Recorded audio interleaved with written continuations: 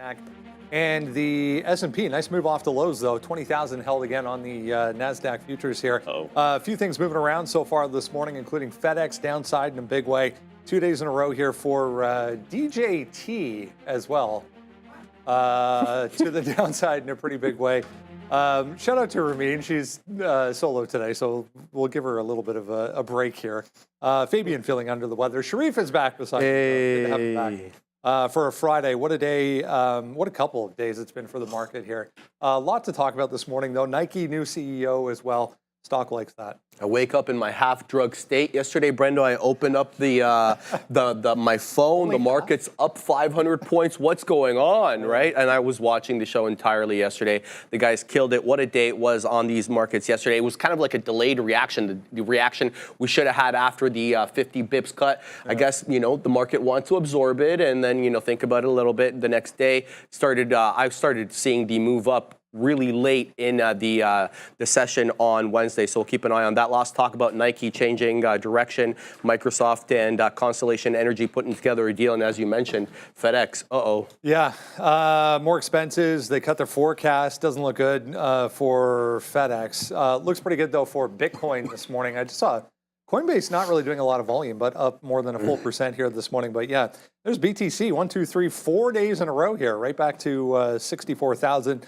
We'll see what happens at that last resistance point there from, what is that, August, I guess, where we stopped at around 64,000 before the pullback. But lots to consider here this morning on a Friday. Good morning, guys. Good morning, everybody. And it's a big Friday. I mean, obviously, the volatility from yesterday, no question about it. I mean, Tesla, what a move by Tesla. Bitcoin making moves.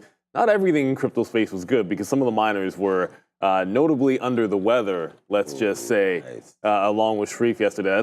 I'm talking to you, Mara. The only thing that were weak yesterday was like Mullen and DJT and volatility and maybe Intel. So that was pretty much UVXY, the VIX, UVXY. But at the end of the day today, we get, it's Dell, Palantir, and there's actually a third company going to the S&P 500. I don't remember its name. And Erie something? Erie Indemnity is the third one going in. Probably everyone cares a little bit more about Palantir and Dell getting added to the S&P 500. We got a lot to get to before that. FedEx, yuck. Nike, good. Getting the old Starbucks treatment. That is always a good thing. I mean, if they like the direction of the new CEO, we saw what happened with Starbucks. I can see Nike doing something very, very similar. They had China concerns as well, so they had some things in common over there and like what Starbucks is doing. But yeah, don't sleep on some of these crypto names. We saw that big move in MSTR yesterday. If Bitcoin makes another leg up, that's worth watching too. We on Witching Day, we watched the first episode of that Agatha on Disney. I don't know. I have to rewatch. I have to watch some more. Did you watch one? Yeah, I did watch it, but I have to. I don't know. She's stuck in the this and that and this and that, and I don't know. I'll get it all figured out. But yeah, Nike there again. That this is. I remember now. I sold some at $84. Back here once we had bought down here, sold into there because activists and all that kind of stuff bounces perfectly off the 50-period moving average. And now you get new CEO, see into the last one, bring in somebody that's had 19 different roles with the company, and morale apparently getting a boost over there at Nike. So yeah, right into this level here. We've already, all gaps get filled.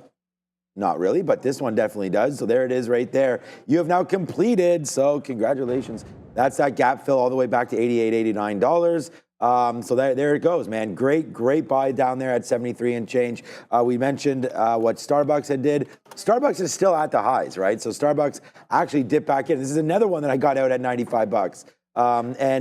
So not a great out, but not bad. As we come into here, Starbucks has a $100 level. That's been good for a couple of years, so you can go back and find that level as well, and that's where we're bouncing right now. But same type of thing, right? Management change, shuffle it up, get going, change up the direction, and Starbucks back up to the upside. So two basically iconic brands there in the retail space get huge boosts by new management. So that's great. I think that's good for those companies. We've seen that move happen with Target and different stores like that as well. So congratulations to Nike. I think now we know the recipe. Yeah. If your company's doing real bad, let it get down for a while, get some activism going through there, change it up. And you think Intel needs a change? No. Actually, they already did that. Right. So it's like the new guy, I thought. Well, it's for Intel, which is the worst stock in the Dow. this year. It's the three stocks in the Dow that are bad are Intel, Boeing, and shoot, who's the third one?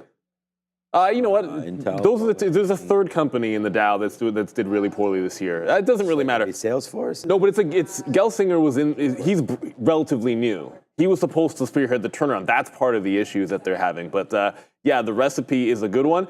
And the other thing that's up is the Chinese ADRs are doing well. Like give a shout out to Alibaba. You know, like we were talking about this in the context. There was a question about JD.com yesterday. And I kind of spent more time saying that I liked Alibaba and what it's doing a lot better than what's happening in JD. This is very, very close to a breakout on the daily. Like, there's your rounded bottom. That was the topic yesterday on the midday. And then you have the hold of 5,200 looking like it actually might break this out today. Another gap up. Chinese ADR is looking pretty solid in there. I know Michael Burry tends to like this, seeing as this is actually, I think it's Scion's #1 holding. Not that it matters, but Baba's on the verge of breaking out. It's about $90.50 on this daily chart. You're within $1 of that now. Okay, a couple things to consider here this morning. I was just reading a note on ASML. Very volatile a couple of days here for semiconductors in general. It's Morgan Stanley today coming through with a downgrade on ASML. Huge day for this yesterday. I mean, with the overall market, tech was leading, chips leading for the most part to the upside, but ASML downside this morning. All of these kind of looking the same. That's Nvidia, same story down here this morning pre-market after a big day yesterday. Intel, we touched on in depth, basically back to 2 days ago where we ended the session going back to Wednesday. So, I mean, if we're looking for some leadership here for the overall market, good place to start today. Yeah, absolutely, Brendo. Good look there for them, especially the day that they had yesterday. We'll see if they can continue it today. ASML specifically getting a bit of a downgrade today for Morgan Stanley. Here's a look. So they're dropping the price target from 925 euros down to 800, citing some possible headwinds. Specifically, they're talking about weak Intel capacity additions, slow DRAM cycle, and uncertainties around China and the export restrictions that they're allowed to do there. So we'll have to keep an eye on that. Obviously, they specialize in the ultraviolet lithography machines required for the manufacturing of advanced chips. So we'll keep an eye on that one. I want to get to this. Michael Noss is coming up here in a second. He's going to give us an overview of some of the sectors, what overall in the S&P sectors are looking best right now. But I want to get to this Microsoft and this AI power story. But semiconductors here, guys. ASML leading, it looks like, downside.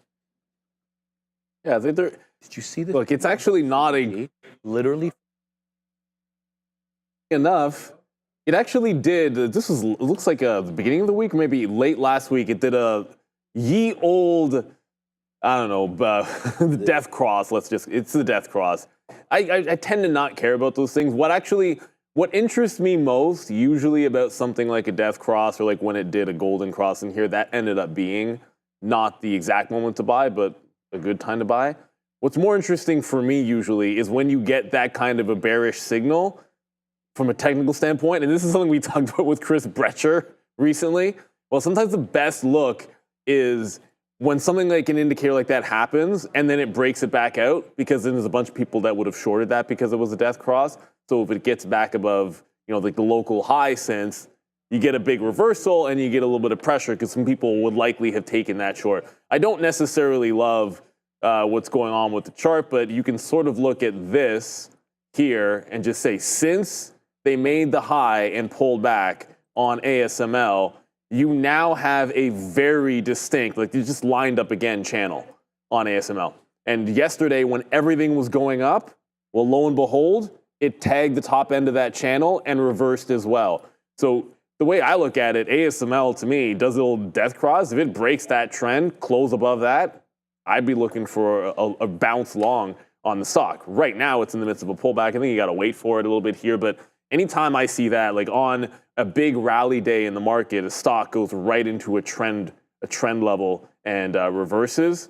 Yeah, if the market continues its trend upside, this can join the party by breaking this trend line here. Just connect it to the top. Pretty simple there on ASML. Not something that we'd actually trade, but certainly something I'd be looking forward to as a buy opportunity for this stock if it can break that out in the next couple of weeks. So I was thinking about actually adding some, not adding, getting into some. I don't have any. Micron. I mean, this is. I feel like we're going to be at a spot right now. Look, we bought Alibaba at $71.50, $72, $73. It's at $90 today. You know, I feel that at some point you have to come in and say, you know, there's going to be bottoms at certain places, and you know. You have the ability to get out of this name at $85 if you want to. Let's just say 80. Let's play that bottom wick to be exact, $83. So what happens to me is I'll buy now and then I'll get out at like $82.50 when it breaks, and then it will go up. But at the end of the day, this is looking like a decent spot. So I think Micron in the chip space right now is something to look at. So that's my opinion for now. I mean, I'm already, you know, loaded up a little bit on Nvidia, to say the least, and you know, we'll hold our chip names to that. But Micron, I think, for a depressed asset right now in the space, I feel like there's worse names. Micron also, well, maybe there isn't. The thing is that, do you wait for this, right? Oh, there's Nike. Look, we were looking at Nike last time. We had our little trade ideas. Is Michael here yet? Here's me right now with the trade ideas. The thing that I like, I mean, this is such a simple feature, but I use it all the time. It's just the date of the next earnings. Yeah. So September the 25th. That's next week. Is next week for Micron already. Yeah. So, I mean, yeah, I don't know. If demand is there, short float, a little bit of a short float, right, for the space, 3 and a bit percent, that's not bad. And look how much it's up on the year. Just 4.6%. See, it's the simple things in life that I like about trade ideas. You know, I like this little details page. Everything is right there. You can flip it over and you get the chart. And Mr. Michael Noss, I don't know. I think this Micron is due for maybe a little something. But I know what Michael's going to say, man. We might as well just trade up and buy the better names and not try to bottom pick. And I think that that's probably a valid thing. With earnings only now 5 calendar days away, probably worth waiting. But Micron, something to look at, in my opinion. There's that 200 period that I like. I just don't know if I want to wait for it to break 105. You know what? Might be too late. It's hilarious. It just had a death cross too. This would be the exact same setup on ASML. It makes a bear flag, puts a death cross in, break out the top, and everyone's caught. And everyone's caught. No, it's a very similar pattern. Yeah, they're both. Yeah, I mean, it's not Intel, so. No, it's very they're very different. But the earnings, see, there's not that much. Micron's down a lot, man. Micron was 160. It's cut in half. Well, you see, but same as Intel, right? Well, the difference I would say is if you look at what Micron did, if you zoom it out and look at what Micron did since 2023, right? Like Micron went from being a reasonable upstock to going like a bat out of you know what. So this pullback in context, it's very different. Like Intel's had some bounces before, but the steady upward trend and explosion that Micron had is partly probably why it's down. Like if you bought this in 2023, like you're still up at the beginning of the year, you're up. I don't know, like 40%, something like that. I don't know, over 50%, 50, 60% if you bought at the beginning of 2023. So it's actually not that bad unless you bought the highs, but it is what it is. Michael? If anybody, just real quick, guys, if anyone's watching Amazon, there's some comments coming through. Apparently, the court decision regarding Nokia and Amazon just finalizing. So looks like it went Nokia's way. But anyway, some comments I was just reading on Amazon. There he is, Mr. Noss. Happy Friday. How are you? Happy Friday. I guess Nokia is still a company. Sometimes I forget that they're still around. So good for them. It sounds like they're about to get paid by Amazon a little bit anyway. So yeah, I'll look at that a little bit after the fact. But lots to consider here this week coming out of what happened going back to Wednesday. From a higher standpoint, we're going to have a look at some of the sectors of the S&P 500. I mean, all-time highs yesterday. It ends up being kind of a nothing kind of a day when all is said and done. And if you look at a daily chart on the SPY, I mean, it's basically a doji candle. Yeah, option sellers win again. It seems to always be the way, right? The people who are collecting the delta end up, or the premiums end up making the most amount of money. But it left some interesting kind of relative strength questions that, again, I was able to use trade ideas and I was able to take a look at to solve. So let's just start with the first slide. I added a little chart in. I don't know if it made it. No, it didn't make it. But I just added a graphic. I was taking a look because I kept reading on Twitter that Fed rate cuts are generally bearish, and that's when the market tanks. So I was actually looking at that this morning, and it turns out that the 80% of the time we're positive after 1 year after a Fed rate cut. And I'll take that. It's a little bit better than the 75% of the time the market's up 1 year later. So just if you kind of see that out, I guess, in your Twitter travels, no, it's generally not bearish when the Fed cuts rates. It's generally bullish. So that may be what's going on here. But yes, we had this breakout yesterday and this little bit of a doji. So nothing insane happened.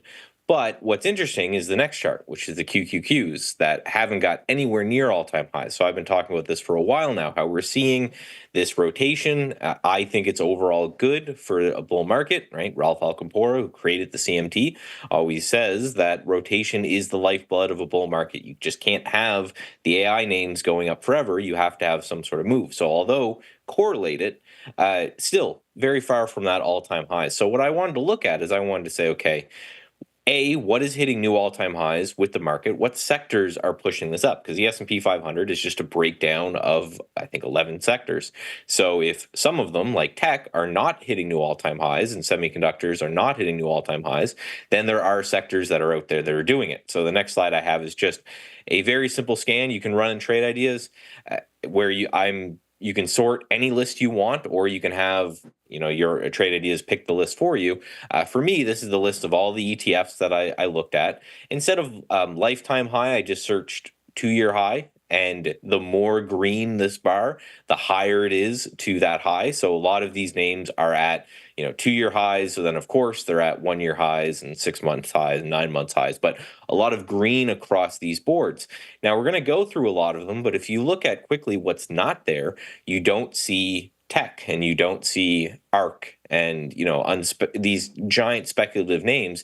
You don't see semiconductors here either. So a lot of names that have been leading for a long time are no longer leading. And that's kind of what I want to point out. And that's what I'm going to be spending my weekend doing, is trying to find names inside of these groups that may not be as exciting as AI and, Ozempic and all of these things. But if they're moving, then we have to pay attention. So the first one here is XLY, and this is consumer discretionary, which I've, again, reading a lot of headlines for the whole year about how the consumer is dead, but we almost have, not quite all-time highs, but definitely broke out to new highs if you peg it to what we did in July, August, made a new high after this Fed announcement. So consumer discretionaries, just buying stuff that you don't need to buy is the simplest way to put it. So, think of Apple or a Harley Davidson or, things that you don't need. They're not food. They're not, staples in any way.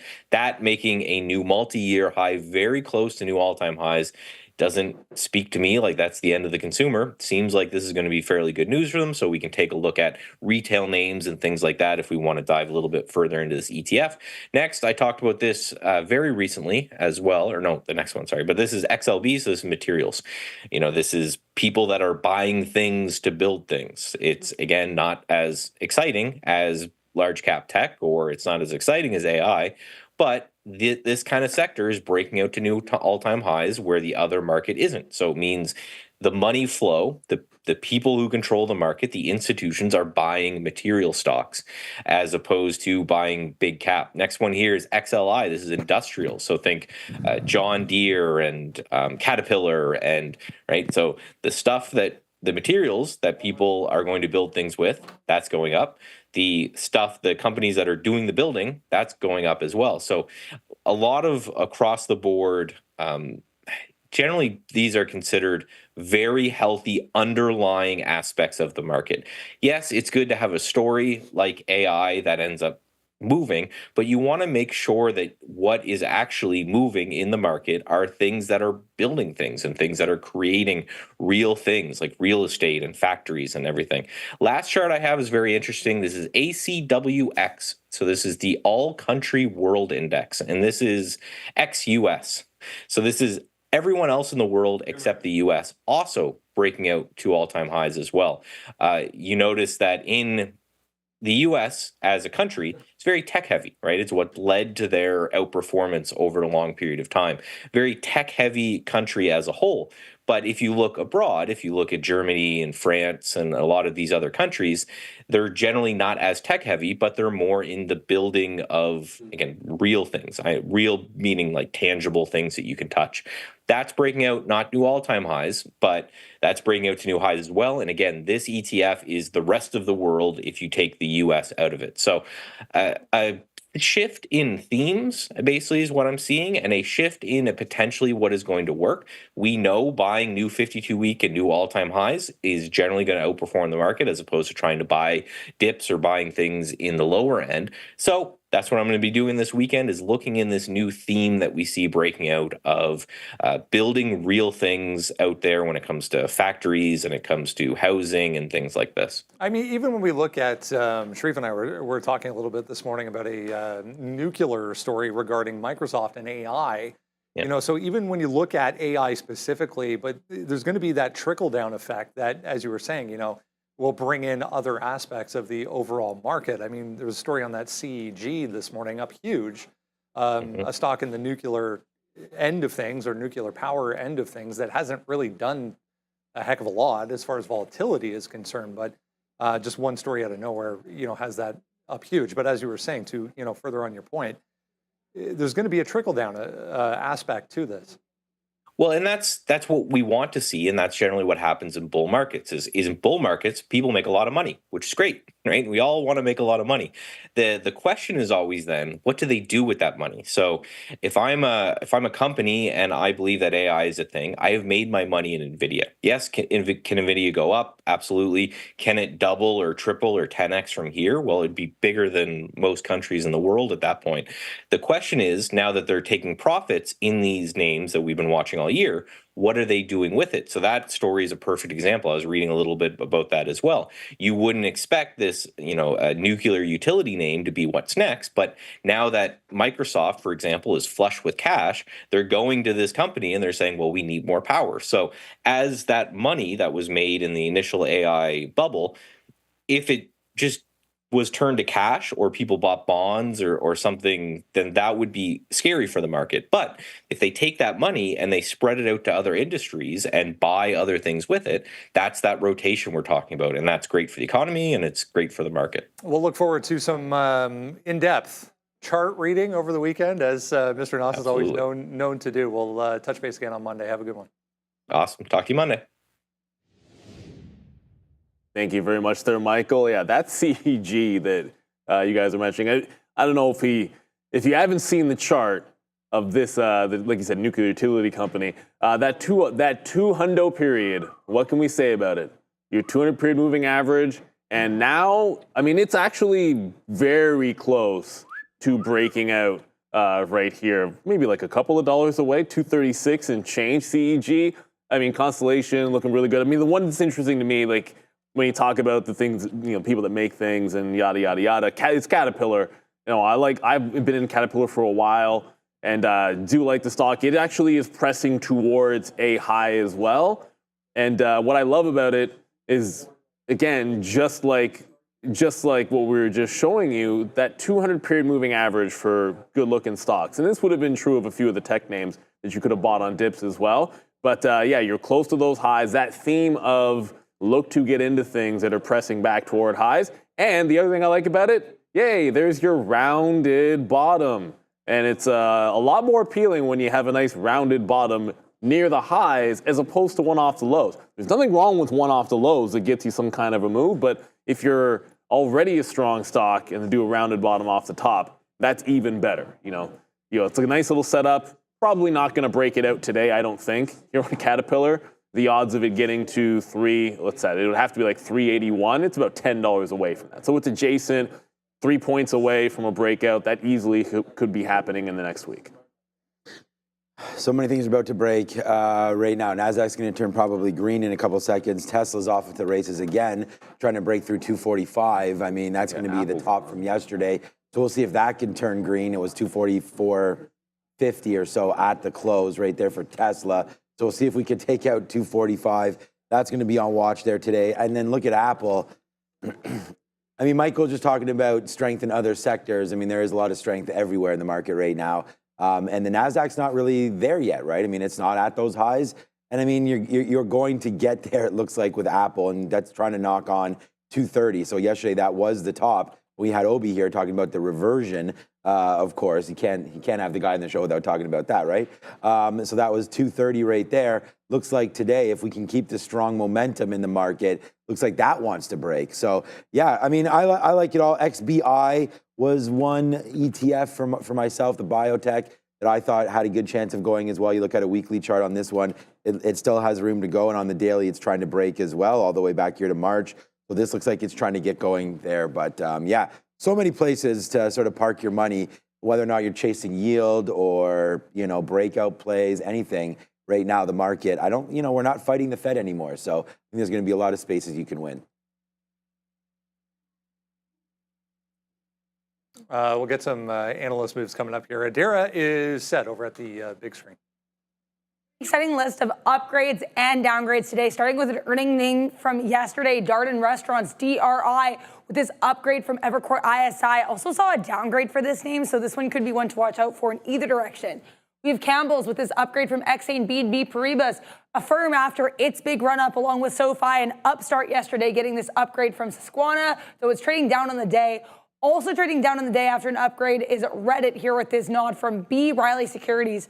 Onto the downgrade side, as mentioned earlier here at the big desk, ASML getting a downgrade down by about 2% from this Morgan Stanley downgrade. Morgan Stanley also downgrading FedEx after its earnings disappointment yesterday after the close, as well as PepsiCo. And last but not least, Snap, after a series of analyst events this week, getting a downgrade from B. Riley Securities. Pretty interesting list here, guys.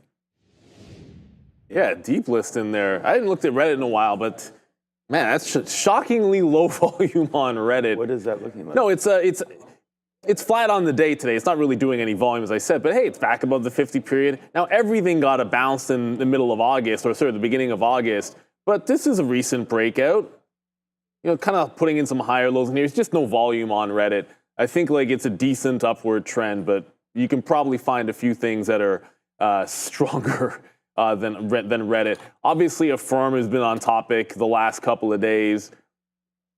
It just failed that 45 pretty spectacularly a couple of times. You got a punch through yesterday, but what was big about Affirm wasn't that it busted out. It was more that it gave the entire move back. Now, if you were tuning in yesterday to the markets, most things were strong and stayed strong. Reddit decided it was going to do that whole Christmas tree thing. I suppose that's what we're calling it because it's red and green. But yeah, gave it all back here on Affirm, I should say. And I don't like that, generally speaking. And whenever this happens, when you get a big buy, reject the breakout, give it all back, despite most of the market holding on to strength. Look at the other payment names yesterday, or things adjacent to it. I mean, PayPal didn't have a problem holding on to its gains.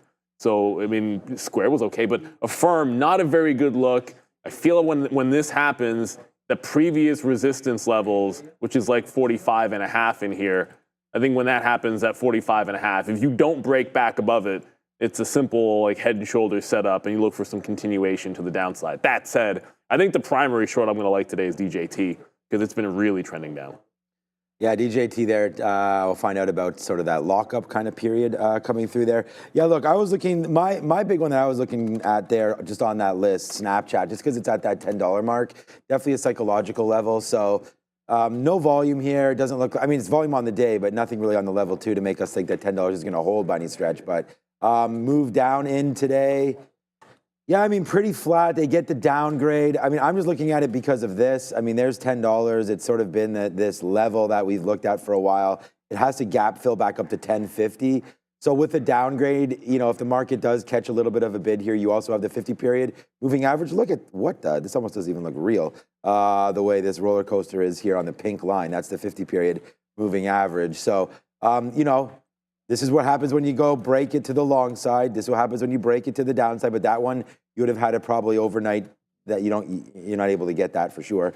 And then there's the break above it, and there's the break below it. So where's the break above it? So I think you wait to go long again once you break this 1050 area. So I think it's a short until we do that. So Snapchat in and around 1050 for me is a short. That's the play that I would look at on that list. I was just reading more on this CEG deal. It's really, really interesting. It'd be the first time ever in the U.S. a nuclear plant specifically that had been shut down will be restarted, or potentially could be restarted. So really interesting. So we'll keep an eye out for that. Let's have a look at the overall market here. 57.77, guys. That's where we closed out yesterday on the ES December contract. Now we're charting on the December contract. I got to tell you, we made all-time highs on the SPX, the index yesterday. Never closed that high. We're tied with all-time highs right now on the SPX or the ES futures contract. We got into that almost 5,800. If we can break above this overnight high of 57.75, trade above there, we're looking at 5,800. If we give up that level, let's look at 57.50 as support. All right, if you haven't done so yet, make sure you go down to the description of this video. Top link in the description is going to take you to the watch list. All you need is an email address. Enter that email address. You get the watch list for free every single day. That's it. It's that easy. We'll touch on a few things here. Moving around the pre-market, we mentioned Nike. Huge move after the close yesterday. It was right at 4 o'clock. Comes out with the CEO swap. We're off that high, but trying to get back to 88 currently here.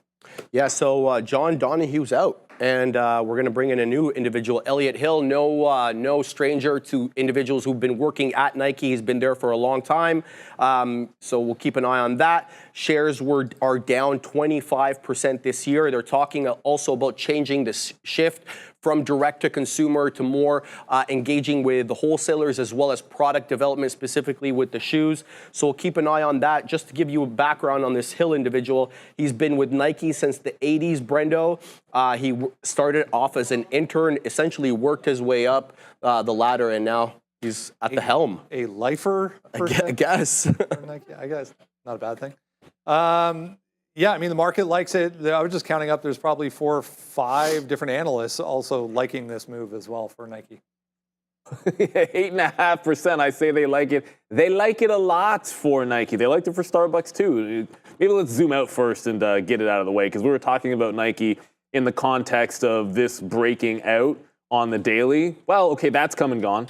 So there's your 85 level that clearly gapped over. Sometimes you get a chance to trade a level like that. Other times you come in the next day and you've gapped above. So when I sat down, there was a chance that maybe you would have had a chance at 85 at the open. That's seeming unlikely the way that it's moving in here today. So I look at the aftermarket higher low support. That was about 86.5. So if there's no chance at that 85 from the daily, look for continuation at the 86.5 zone here on Nike. I mean, it easily could break out the top. I want to go dip by hunting. It's a Friday. Ram. And usually Rundown. I'd like to think, especially on an index for balance type of day and triple witching and all that, that if you have more of an inside type of morning, you're going to get the dip buys. Yesterday was a bit of trouble when you were looking for dip buys to be able to grab them. A lot of things just strictly broke out. But Nike, 86.5 in here is the new setup, because 85 is long gone. Yeah, what I wrote down on the sticky note here today was pretty simple for Nike. I mean, it's the same thing that we always kind of do on these plays, and that is just keep it as simple as you possibly can. Play dip long into VWAP. I think that's something that we're going to be looking at. We kind of, I mean, it's hard to predict when something like this is going to happen. But again, you know, buying stock, and we looked at a couple different names like this, very, very similar. Thanks, Nick W, for the super chat as well there about this talk, and we're doing it now, and we did it before, but. You know, just breaking higher into this level, I think Nike and Starbucks, very, very similar, to be honest with you, trying to change around sort of the distribution channels. Starbucks trying to get back to more that old-time coffee shop feel. Nike's got to get back to, you know, getting their product back into Foot Lockers, you know, get it just a little bit more, I guess, design capabilities there. They've been a little flat for a while, but they still dominate the basketball shoe industry. They've had some competition, obviously, with On and Hoka there as you go. So, you know, they've let those guys, and then the Sambas for Adidas have been really hot as well. So there's some things that are catching up with Nike. They introduce this guy that's had now 19, I mean, I was reading this, 19 different jobs, was let go during 2020 when they wanted to do direct to consumer. So they brought in this Donahue guy. That was from eBay and ServiceNow and helped them get that product going. But now it's time for a change, and the market likes it. So nice move to the upside right there for Nike. Breaking through $85 is a great little level there to try to hold it. So I think you're long on this until you're wrong. There's 87 for dip buys for day traders, so we can look at that. I don't want to buy the first one, but I want to see if it holds it, so I think that's important. And then just because it's talked about in the same length as Starbucks, yeah, I mean, there's the move up. I mean, there's a level, right? And we've held it. So I think if you use 85 the same way that you use 92, you'll be fine. So yeah, play the bump and hold, right? I mean, from my own personal experience, I got out of both of these, out about 75% of both of them when we started to break a little lower, and then on Nike at $84. But I think it's a profit-taking opportunity. But I remember that first day when Starbucks got Brian Nickel, it was like, it opened at like 87 or 88 and then continued to go to like 92, 93, $94. So I think that Nike does have definite room to run today. The top was 89. I don't think that will be the top for long. I think you'll see a 90 print today.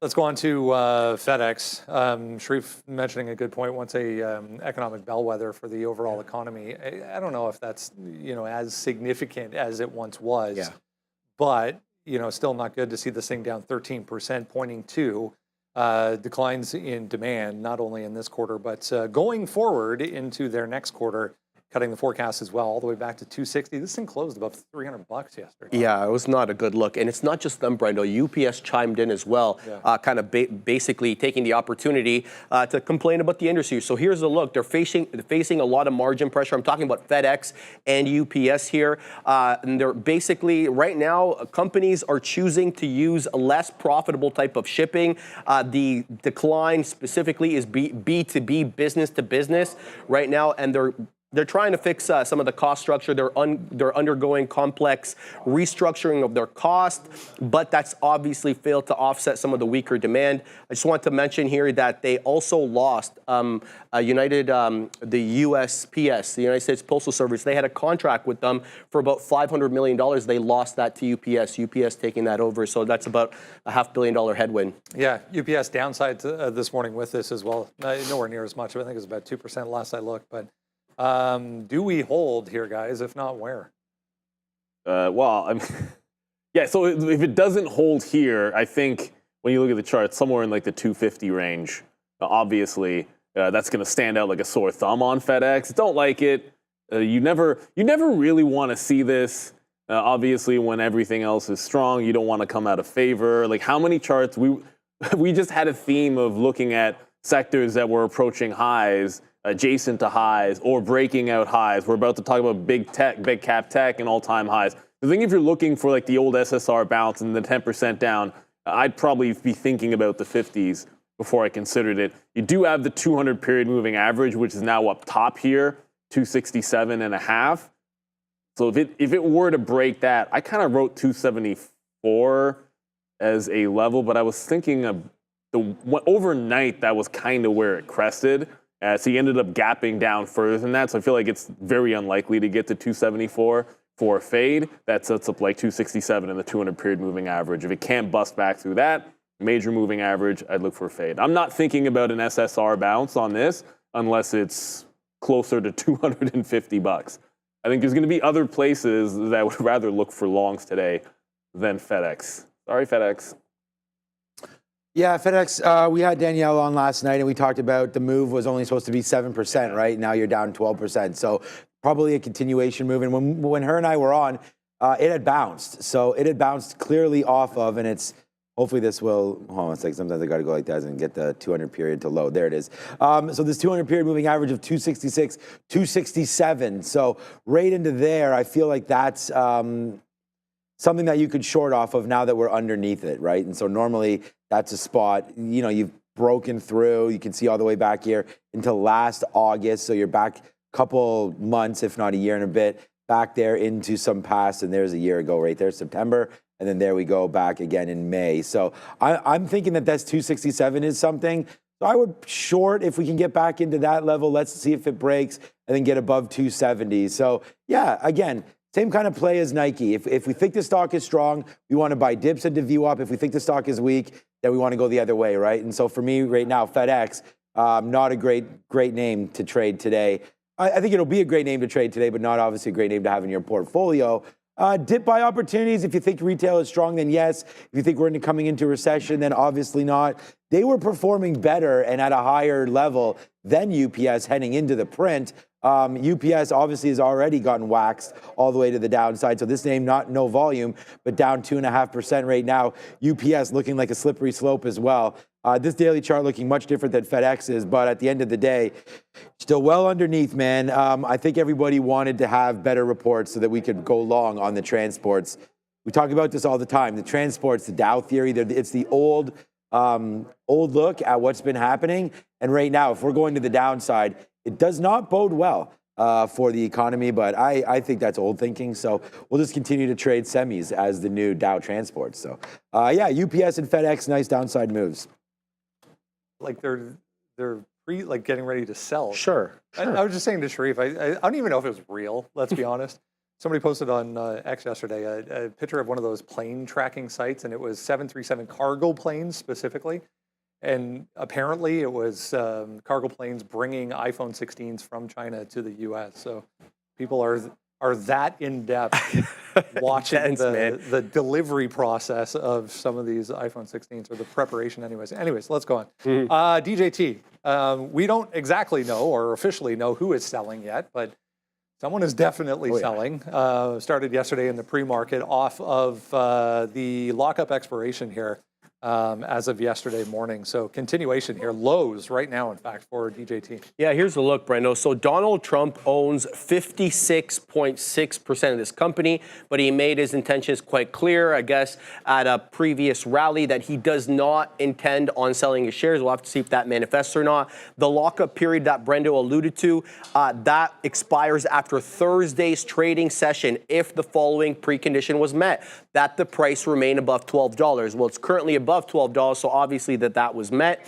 The company, just to give you an idea, was once valued at $10 billion, now at $2.75 billion, and it's trading at over 1,000 times its earnings. But that's not why I think people are investing in it. I think it's this like new form of investing in individuals, Brendo, vis-a-vis equities. Yeah, I mean, it's not volatile by any means, guys, but slow march continues here downside.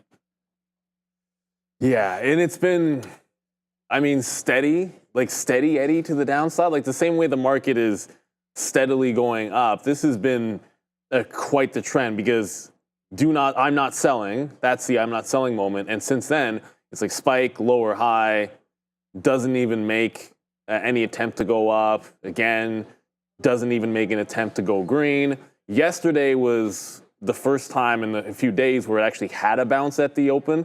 Sorry, 2 days ago to bounce at the open, and then yesterday was, again, just a bit of a straight shot to the downside. So, you know, it could always make the pop, and if it does one of those pop moves, then you have a bit of a double bottom at 14.5. We close at 14.7. I would be looking a pop and fade into there if it catches any kind of a bid.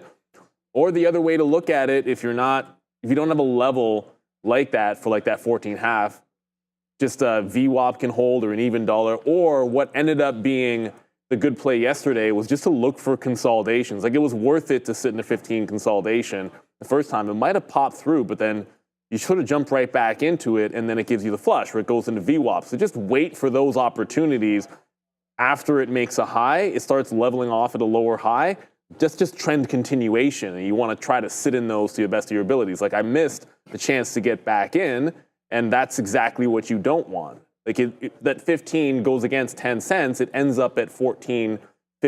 You know, like, that's what you look for. At least that's what I'm looking for in DJT. Did have to pay for locates today, but they've been cheap, very, very cheap all week. I'm pretty sure it was like less than 1 cent per share. I mean, I think he's going to sell them all. I mean, look, it's a perfect hedge. Like, I don't know how much. Again, 56%. I mean, we could find out what that float is on this, but that's just a big deal. I don't know. I mean, sell them all. I mean, I don't think you do it in one little swoosh here. But yeah, I think the gig is up on this, and the market is telling us what to think. I mean, if you weren't selling every single day for the last 60 days, I mean, I don't know.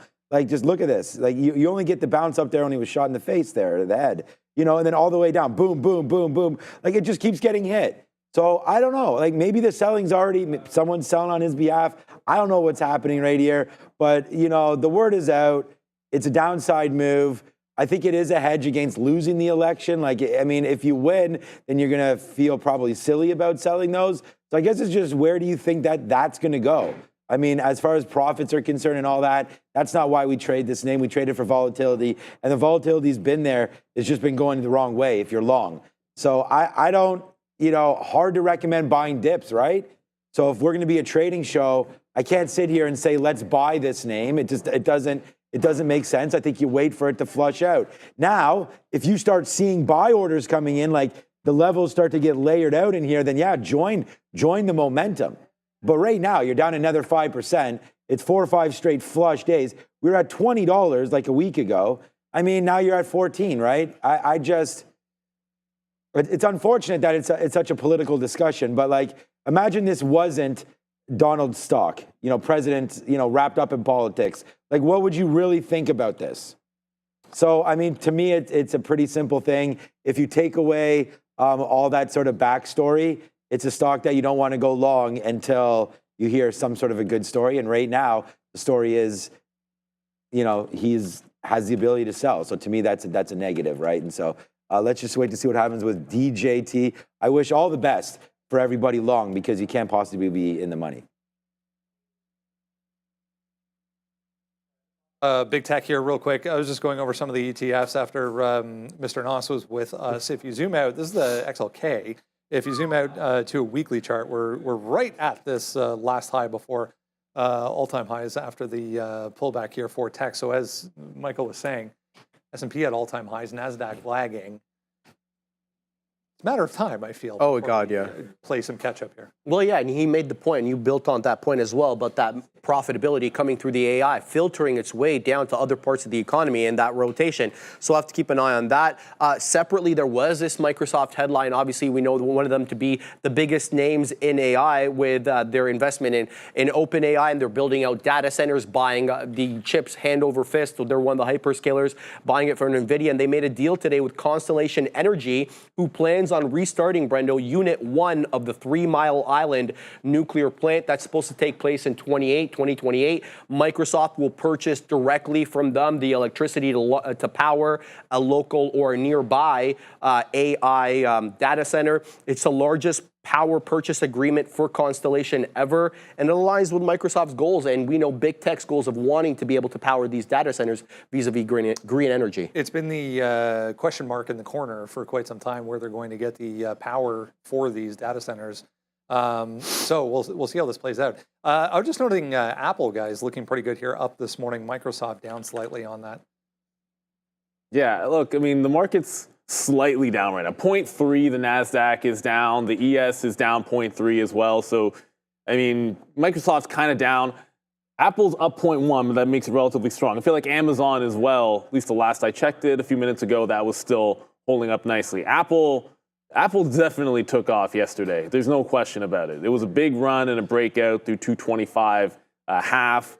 As you can see, afternoon support might be a thing of the past, down at 227.50 to 60-ish. That's where I was initially looking. And of course, we got a big bounce in there. I don't want to get too far away from it. The other place that makes some sense is like the later afternoon support at 228 half. If it's relatively strong, I feel like you play the long until it's wrong. And I think Apple's like right in that pocket. So there is that close price. It ends up lining up pretty decently with VWAP. If we lose that, then it's about 227.5 was that support on Apple. The other one that's, I want to say, relatively strong is Amazon, which is slightly up. Amazon's a bit of a different look because Amazon has a distinct double top at 191. And yesterday in the afternoon when Amazon was a 190, like a short in front of 190, I sort of said if it's underneath 190, I'll probably still like it short. If it's over 190, I'm going to like it long based on the way it was trading in the afternoon. So it's above 190 here, setting up for a 191 breakout on Amazon. Look, for me, I have Apple, same levels there at 230. We have it written here on our note. Watch out. I made a note here that we have the rebalancing day today, so you just got to watch out for these wicked witches that come through. There's going to be a lot of volume off the open, and at the close, so just watch out for possible levels that you might get that you don't think you have the possibility of getting. So Watch out right now, Apple. I have a support level down there at 226. Thanks, Adara. Tesla, and then we still like that.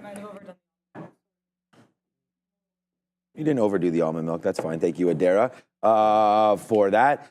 All right, so yeah. And then the other name that I like that we missed yesterday, that let's not try to miss it again today, is going to be Tesla. So, yeah. Someone said, like, why do we care so much about DJT? I actually don't. I've never even traded DJT, to be honest with you. Okay, so just quickly, yesterday we missed that 235 break right there. So I was just looking at that as a yesterday break. That was a lot cleaner than anything that we have here today. So that was the one that I couldn't sleep last night about, because it was like, that was such a great one, and we had it marked down, and I completely lost train of thought on that one and didn't even look at it when it happened, and it was one of the #1 names there yesterday. So let's try not to make that mistake again today. But the thing about today is all we can play is yesterday's high. So there's 244.50. I actually said let's just wait for confirmation and break through 245. Like, I want to take 50 cents on the first bit for sure, but I don't mind missing 50 cents and basically fake breaking that out and just making sure that we break through 245. I'm going to be holding this $1 anyways against me. So, a break back down below 244, I'll probably give it a little bit more room than that. But I like that break long. And then I also wrote down dip levels for this would be in and around 238. So that's just, again, this is 239, where we consolidated yesterday before getting going again through 240, and we never retested back low. So I'm sort of thinking in this general area here, between 238 and 239, if the market, at Tesla, I mean, come on. How many times have we seen this name drop $3 or $4 rip, or the other way around, go up and tank? And it has $10 moves all day off the open almost every day. So let's just wait to see what happens here on this move. Breaking back down below 242 could be a great short as well, if you like that. But I'm going to try to play momentum, and right now the momentum still, in my opinion, is to the long side. So I want to play a break right now of 245. If that happens, the order is already in, so I don't miss it. But I just, the market's underneath VWAP right here, and that needs to get going as well. So we'll see if we can hold 20,000. Feel like that could be the first test, which probably gets us somewhere down here.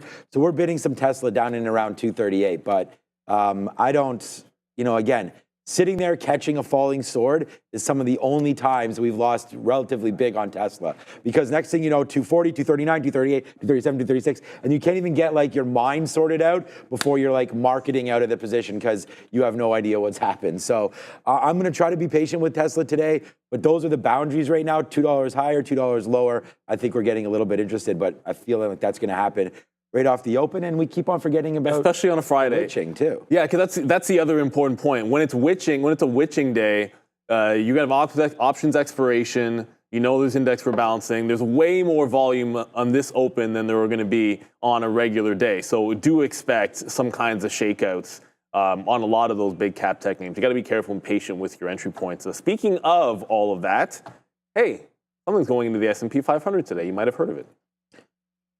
First, however, not VinFast. We'll get to that in a second. VinFast bringing you the rundown this morning. Vietnam's leading electric vehicle manufacturer has announced its Q2 2024 financial results. Deliveries surged by 44% quarter over quarter, with 13,172 EVs delivered, bringing the first half total to 22,000 or over 22,000. That's up 101%.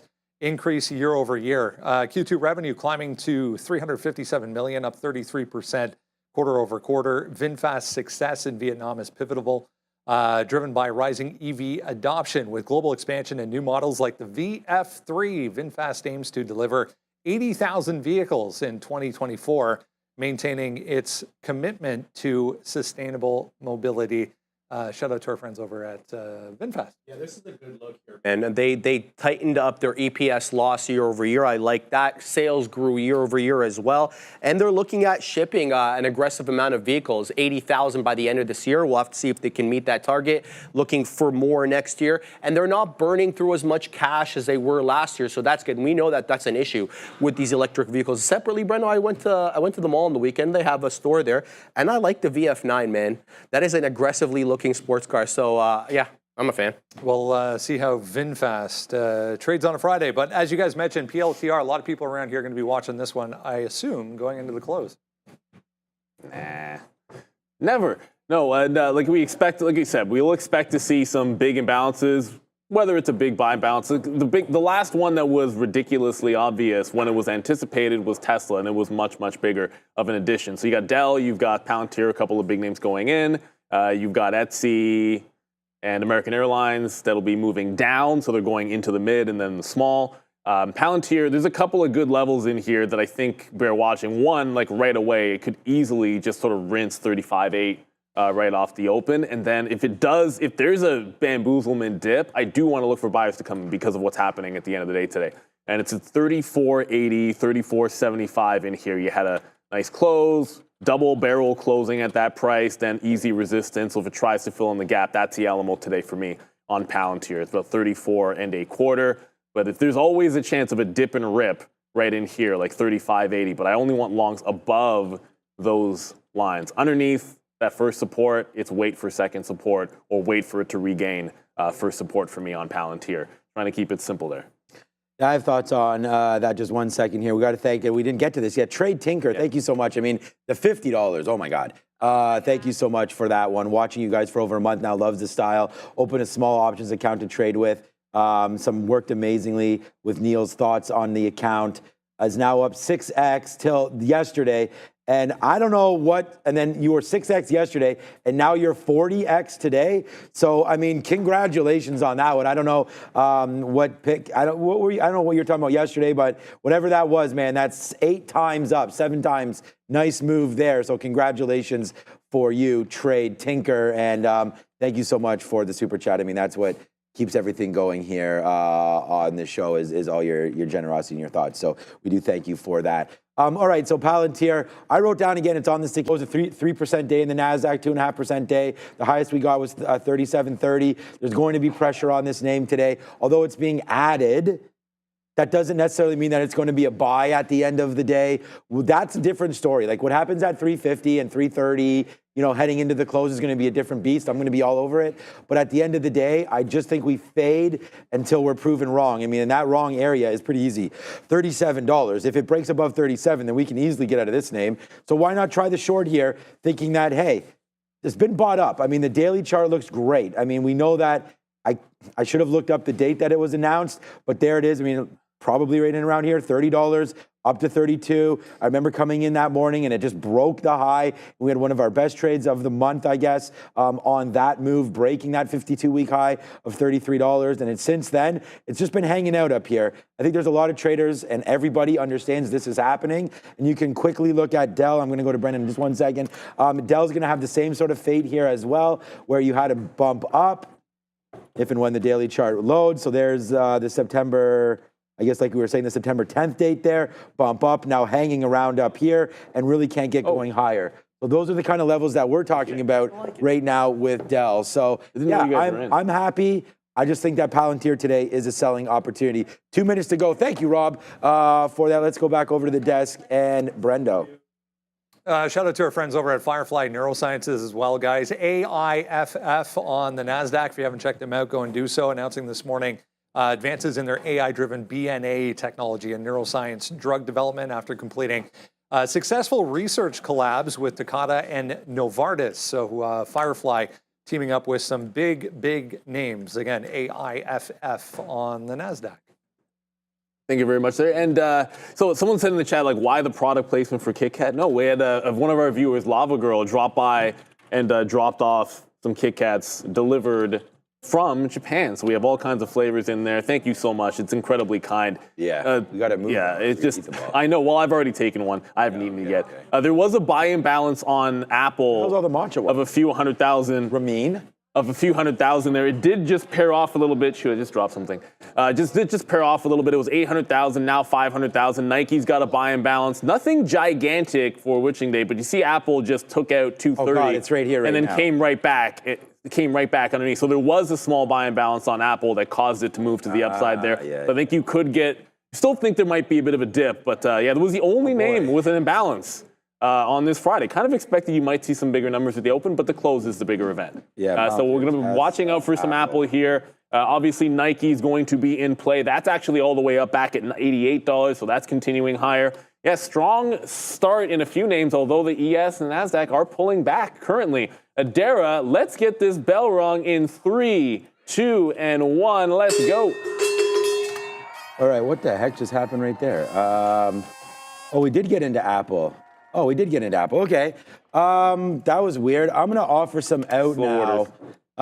Right now. We'll get out at 80s. I don't, all right, so we just got out of a little piece there. It triggered really early there. I was getting my trigger ready to go. I thought it false broke for me, but it did go through. Okay, so we're in some shares now of Apple. Again, we're expecting some volume here off the open, so let's wait to see. I would much prefer it to start to go soon. All right, here it is. Let's take a little bit out now as we go through the 20s. Big time trade here if it goes. Let's try to hold on a little bit more than we did yesterday. There it goes, 30 cents, 40 cents. It is, again, your number one trade on the sticky note today is a break of Apple through 230. So it's only 40 cents in the money now. Let's see if it wants to continue its upside trajectory, which I think it does. Let's put an offer around 231, get some pieces out as we start to leg up here on Apple. So far, so good. Just trading that one name, but it's gone. It's early to say the least is what I was going to say. So, well, Tesla's going the other way, so that's not necessarily what was expected there. I was looking dip buy on Apple. I'm not going to get it. Tesla is not breaking the top. And as a matter of fact, it just retested some of the bottoms. That might have been the shakeout there on Tesla. If it can come back into that afternoon support level, as you can see in here, that's about 241.5. I got to go dip buy hunting. I do have a stop order I'm looking over because Amazon just got to 98 without breaking out the top. So Amazon got very, very close. No break of the high, but it's getting there. Looks like it's going to break any second now over there on Amazon. But I got my order in for Tesla on the dip buy. Yeah, there's Amazon. It got to 2 cents away from the double top. I still think it has a decent chance of break, but the market's coming down here. Yeah, so the ES is coming down. The NASDAQ's going up. When I say the market, it's actually the ES that's coming down. Correction. We just had a big flush in Tesla, and now Tesla's it's starting now to go, ripping. right? Now Tesla is starting to go. All right, it's just going to have to be a break, It's going to be a 245 break. I mean, we're already huge on Apple. Apple's a monster right now. Apple's 60 cents in the money. It is trying to go, though, Apple, and not really having that much luck. I'm at the 70s, I thought I was. Yeah, I'm still there. So if we get into the 70s, we'll get a piece out. That's what we said we want to do. Want to play it like into stations. So we got out some at 50. We got out some at 25 early. And then we got some out. And now we're waiting for 75. And then we'll get O's. So we'll just try to like layer it up here. So there's Tesla just dips right back in again, downside. So it does not take out those highs and comes right back again, now taking out VWAP and now going back into the lows of the day again. So yeah, Tesla, a fun name, needless to say. I'm going to try a little bit here. If we can get picked up on the bid, which we're not, of course. I'm sitting 50s. Yeah, I mean, I'm basically the same way, just trying to get something long here if we can. I'm going to punch a little bit now, see if we can get some. Nike. All right, so overdo it, Derek, quickly, I guess. Just be aware here, CrowdStrike getting a nice move here with volume off the open, now up about 4.5%. I'm not seeing any news on this. We had a couple of analyst notes yesterday, mostly just maintaining price targets from what I could see. I'm also seeing some interest on social media recirculating some of the company's comments from the Goldman Sachs Communicopia conference last week. So no new news that I'm seeing, but I'll keep you guys posted for CRWD. Yeah, so come on, Apple. Let's go, man. We're in the 70s, my guy. Like, it's at 230, 65, 66. Keeps on stopping. All right, well, we've got another one on, and we just talked about buying that right now. We bought some Tesla. So this is now 50 cents in the money. Man, we have back-to-back jacks here again today. 50 cents here on Tesla, but we're waiting for that one. Let's see if we can get back up to 243 and change. I'm going to wait for 244 to get some out, honestly. I'm going to sit there and see if we can get that. Wow, that'll be a big trade if we can do that. So right now, long Tesla. It's approaching $1. Let's see if it wants to go, though. May not. Apple. Having a hard time there. I guess we might be that jinx, man. I'm going to put another offer in and around 50s here, get another piece out. I'm going to cancel my 70s or at least chop it in half. So if it does come up to there, we'll have a little piece left. So 230, 70, we'll put an offer there, but only half of what we had before. Go, go, go. Give me a 50. I'm there at 50 now. We're just going to chop it up. There it is. There goes 43s. Okay, good. Yeah, so there it is, man. Nice trade. Go, Apple. You have it on Tesla too, right? I meant it doesn't matter. They're both going to that side. Yeah. So, go Apple, go Tesla, go everything. I'm going to assume. Yeah, I still think this is going to be a break at the top. The dip thankfully got us back into it, but I got to go over to Nike. Actually, I said I wasn't going to bid Nike until it settled down. And then I did exactly that. Hopped on the bid, and it broke the bottom. Now it's right back up top. We still like to dip buy on this name, but it'd have to let this one settle down a bit. It's much more thin than some of the other names that we're looking at here. The other thing that was trying to go, no break on Amazon. It did pull back into 190, and now it's okay. Now 90. It's right back up at the top here. You still have 98 as the high of the day, so this is very likely to be the next thing that goes here, with the market trying to break back up the high. So Tesla's trying to pull back. I'm going to reload it if we can get something in front of that $0.50, but still looking for the Amazon break. It's now double tapped $191. Just feel like it's inevitable. At this point, you're going to get the break. The longer I look at it, though, the less likely it is to break. We've had two trades, both more than $1 in the money at one point. Apple just faded, though. We got some out there at 231 as it broke 231. So we sat there at 231 and took some out. Tesla's a little bit of a different beast, of course. And again, these are all as we wrote these down, right? We wrote down all of these names and these levels. So we just took them. So you can find it at TraderTV.live and at TraderTV Sean every day for these trades. But there it goes, Tesla. Nice move to the upside. All right, let's wait. I'm still at 44. All right, Palantir starting to go as well. So Palantir with a nice move up. We're going to wait for 3670. Hopefully that can come in. Check out on another name that we wanted. We wanted Alibaba breaking through 90. No. Says Alibaba. That's not even coming close right now. That's fading out there as well. Man, we're pretty big again today right now already. So it's been a very, very good morning here for us. We're now $1 in the money on Tesla. We're $1 in the money on Apple. We're $1 in the money on nothing else, but we do have Adara, right? I mean, we only have two trades, right? I mean, come on, what do you want from me?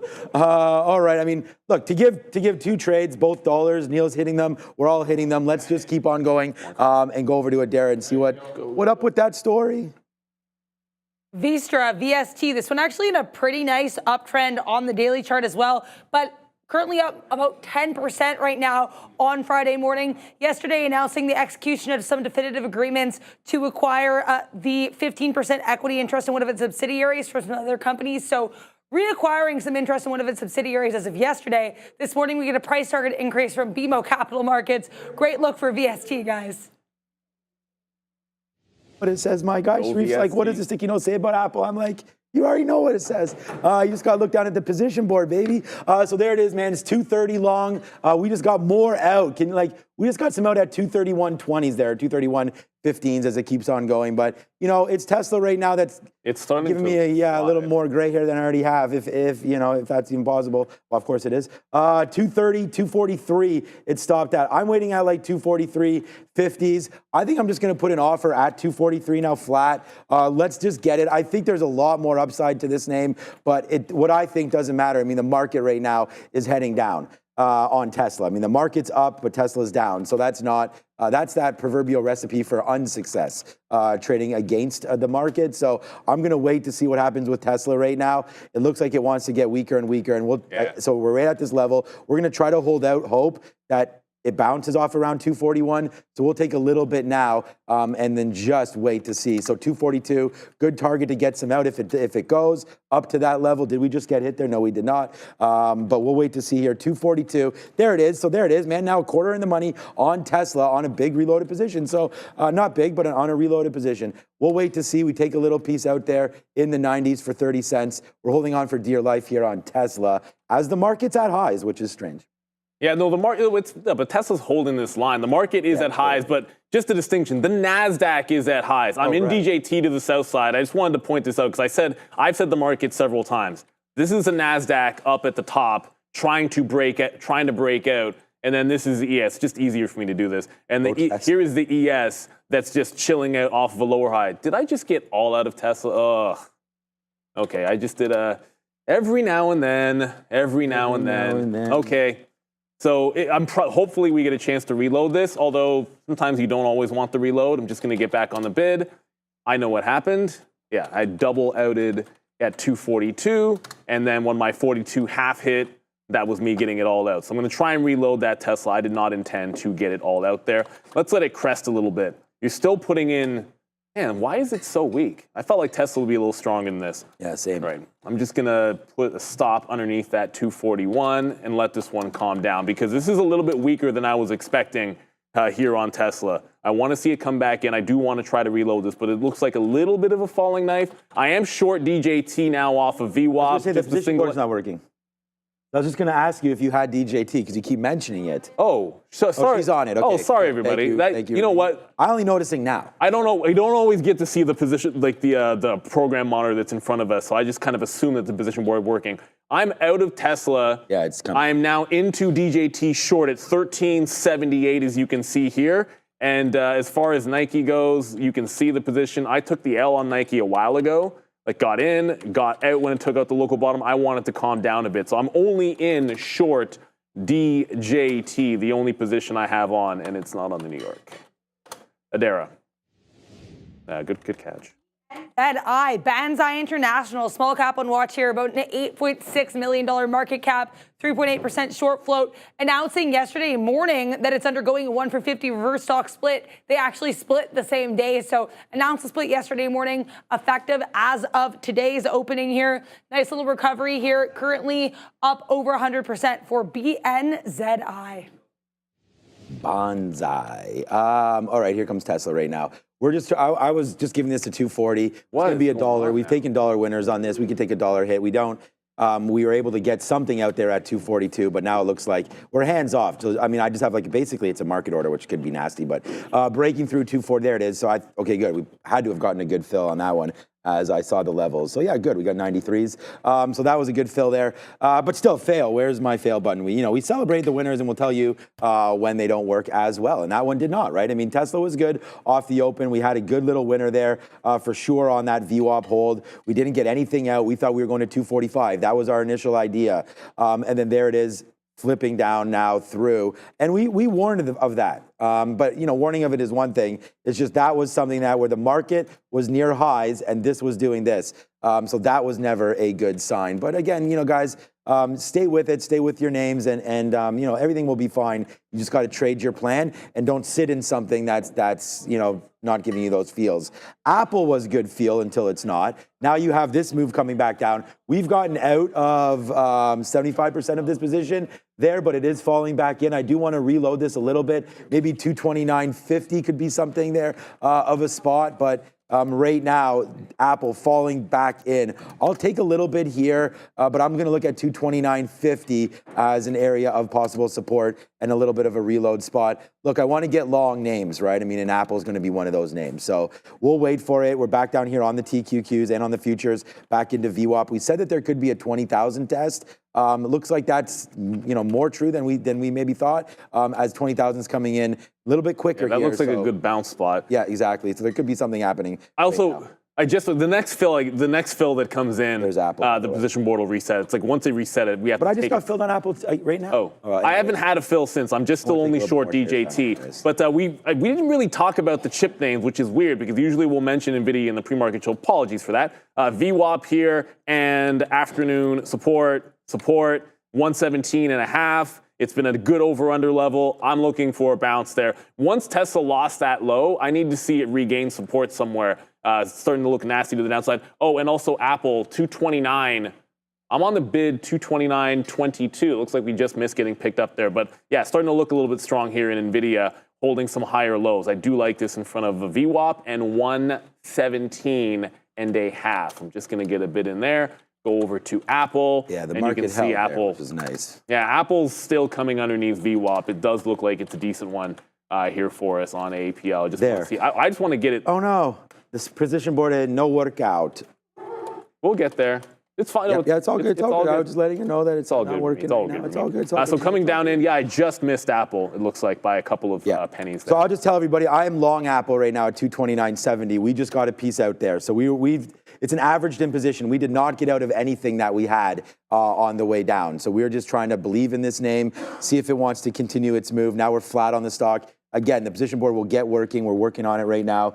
Thanks to Ramin for all of that work. And she's Fabian is unwell today as well. So sort of things passing around here. Sharif bearing it as well, coming into. We know we shared all of that, all those chocolates. But I was saying this yesterday on the show. I feel like Sharif purposely took yesterday off so that Obi could have the rounded bottoms session right there, right? But okay, here we go. No, just playing around, of course, and we thank Obi for all of that. And I gave him a big shout out yesterday when I left the office. I said, thanks so much for always being part of this one whenever we need him. And he is a part of Trader TV Live, of course. So, all right. So Apple right there, we are bouncing off at 230. I'm going to put another offer there. I'm long, so I only have one position right now. Long Apple 229.70. So right here, right now, that's the position I have. We just took a couple legs out there for like maybe 10 or 15 cents, which I'm not. I mean, we want way more than that. But as I said, man, the market is going the other way. So let's be very, very careful on it. Apple, Tesla, Palantir was another name that we wanted to look at. It almost got to our levels. I mean, we talked about 36.75 on this sticky note. It got to 36.50 and then dropped off. So pay attention to that as a level there for Palantir. Again, I'll let Neil go because we don't know what everyone's in yet. Yeah, unfortunately, yeah. So I ticked up on Apple. Like, if I'm not going to get filled at the quarter, I was underneath the $0.25 and didn't get it. So that made that wick, and then it came back above resistance. So I came in at 65s, picked it up. I think playing the VWAP as a first look. Here's the concern. Like, the ES is breaking the low of the day, while the NASDAQ is making a lower high. So on these dip buys, I think you got to be at least a little bit cautious. So taking some out in front of VWAP makes some sense as you're retesting lows here over on the ES. Nvidia did not get, as I just look up, Nvidia does not pull into VWAP at all. I'm just going to cancel that bid. I was looking for this to hold on to 117.5 and bounce off VWAP. It's bouncing a little bit higher than that. Okay, still no position board. But yeah, I'm looking for a VWAP bounce here on Nvidia. And then just going back to, obviously we liked Tesla earlier. Well, came all the way down. And the problem with Tesla, it moved so much yesterday that from one level to the next is deep. Like, you're like 238 to the next support here on Tesla. So that's going to require a heck of a lot of patience when it comes to Tesla. I was saying that Intel is a short till it's not, but that big level was 221.70. And I think 21 is the big key. Like yesterday's low or yesterday's high. Those are the two places I want to trade Intel. We're not done with that stock. It's just not moving today. DJT is chilling out underneath 14. I'm just sitting in it. The plan is to hopefully look like yesterday, where you just sort of sit and then wait for it to either break out the morning high or just bleed lower and lower. But Apple's starting to come in. This ES is losing the bid here. So if Apple loses this local bottom, I'm jumping out of it. And don't really have anything that I loved to the short side here, except for like DJT, and Intel's not at any levels I like. There we go. Yeah, there it is. Oh, boom. No. Yeah, that's good enough. Well, good. Thanks, Ramin. I just took a fill, so that's maybe why. So let's wait to see. We did get some more Apple down there in the 40s, so that's why our average price right now. The average price is going to be slightly off. We're long at 60s. So as we get in and out of those positions, you will be able to see them coming up. So Palantir's coming to the downside right now. Nvidia feeling strong. That's kind of what I'm looking at the chat now, because nothing's really triggering for me, other than my emotions. I'm just going to wait. Like, we're above the 50 period. We're above VWAP here on the NASDAQ. Nvidia trying to go, I guess. Yeah, I mean, good call. It wants to hold up higher. I actually like this then, I guess, for a possible break. But then, like, what are you going to do? Break this level? Like, I just don't know. Does that get us going? Yeah, it's trapped. I feel like everything right now is just stuck in a spot. All right, I'm going to get a piece out right now. Yeah, get going Apple is right. Let's see if Apple can get back up to the upside right now. That'd be pretty sweet if that does happen. Wait a minute. So, no, okay. So. Okay, we'll just keep working on it. What, you're in Apple? No, I'm in Apple. Okay, yeah. So I think what happened, I took a fill to get some out of Apple, and now it's saying I'm not in it. So just come to my chart second, guys. It's all good. We're going to get this fixed. It's just having some hiccups. DJT is correct. We're long 50. But, Apple bounced off the same low. So I got a reload when it wicked that bottom. Then I got some out here at the 70s. I'm offering in front of 230 even. I never picked up Nvidia, so I'm not actually in Nvidia. But that is still, it's still looking relatively strong. Just don't like what's happening over there in the ES and the NASDAQ putting in some lower highs. So Apple's trying to bounce. Tesla, which we're also watching. Yeah, Tesla's a problem. But remember, 238 it moved so much yesterday that the levels, it's a big, big gap. So when you lose 241, you got to wait till 238, I think, with this. GLMD is halted. I see a bunch of people talking about this. Reopened here and continuing to go higher. I don't know what it's thinking about it. This made the move yesterday and double tapped 13.5. So watch out for this GLMD. That was a big, big reversal spot. If it can break 13.5, I think it could get very spicy to the upside. But Apple's the one I want to go. I'm trying to offer here in front of 230 and it can't get filled. I would leave it for a second, Ramin, because we're not getting too many fills right this second. So my position's right, but I know Neil has Apple, so we'll just wait for another fill there, and then we'll get going on that. So, all right, yeah, we're long Apple. Mine's right, so continue to watch out for that one. Disney right now there. Now Neil's in. Okay, perfect. I think we're fine now. All right, so there's Disney. Come on, Apple, break through 230. You can do that right now, immediately, please. Do not stop. Also at 230. This is a big trade right now, so I'll leave it at that. Okay, so there goes Disney as well. $94 for Disney. We got to like that, right? I mean, that's a big level there for Disney. We just talked about where we do. Okay, Apple, come to the party, and you are well dressed. You can come as much as you want to. Unlimited amounts of party invitations. You can have $1, $2, $3, $4, as many dollars as you want. But let's just keep on going to the upside right now with Apple. Buy those dips, baby. There's the 50-period moving average, and we're making it sing again today. Let's go back upside right now. It's Apple, and it only takes one, man. You know, it takes two to make things go right. That's for sure. It takes two to make it out of sight. But it definitely, man, it just takes one stock right now to be the one. Tesla is not the one, but Tesla down to 239. We had wrote down 238 possible support. No, Tesla's back at 241 already. I know, that's what I'm saying. Okay, it was at 239 when we should have taken that long. But you know what? It don't matter no more because that is now officially $1 for the second time right now on Apple as we get loaded back up, man, into that trade. So took $1 early from 230 to 231, take $1 late from 229 to 220, 230.50 right there. But I just realized I don't have an offer. So there it is. There's the offer. There's the out. Neil, it's a doozy, man. This is a monster trade to start the day off here with Apple. So thank you, Tim Cook and friends, and all those bullshit reports about the iPhone 16. Thank you for that. Well, that's what they do, man. The analysts got to eat too, right? So I'm not going to, it causes movement in the market. So I never really hate on them because it gives us opportunities. Let's go to Adara. This part of the show is brought to you by Benziger Pro. Tired of being late to the trade? Always playing catch up in the market? Missing out on the big moves because you're too slow to the news? Benziger Pro is your unfair advantage. Get breaking news alerts up to 30 minutes before everyone else, pinpoint exactly why stocks are moving, and join a thriving community of traders who share their strategies in real time. Ready to see how Benziger Pro can transform your trading? Visit benziger.com/pro and get a free 14-day trial.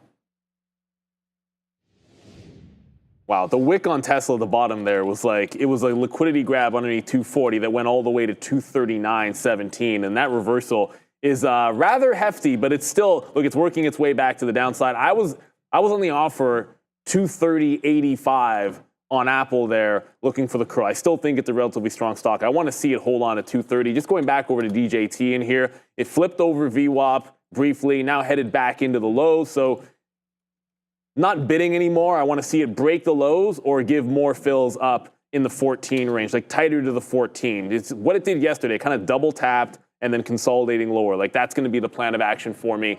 Nvidia, which, I mean, I want to say it is strong, but now I'm kind of saying it was a little bit stronger. It's still holding on to VWAP, but here comes the retest.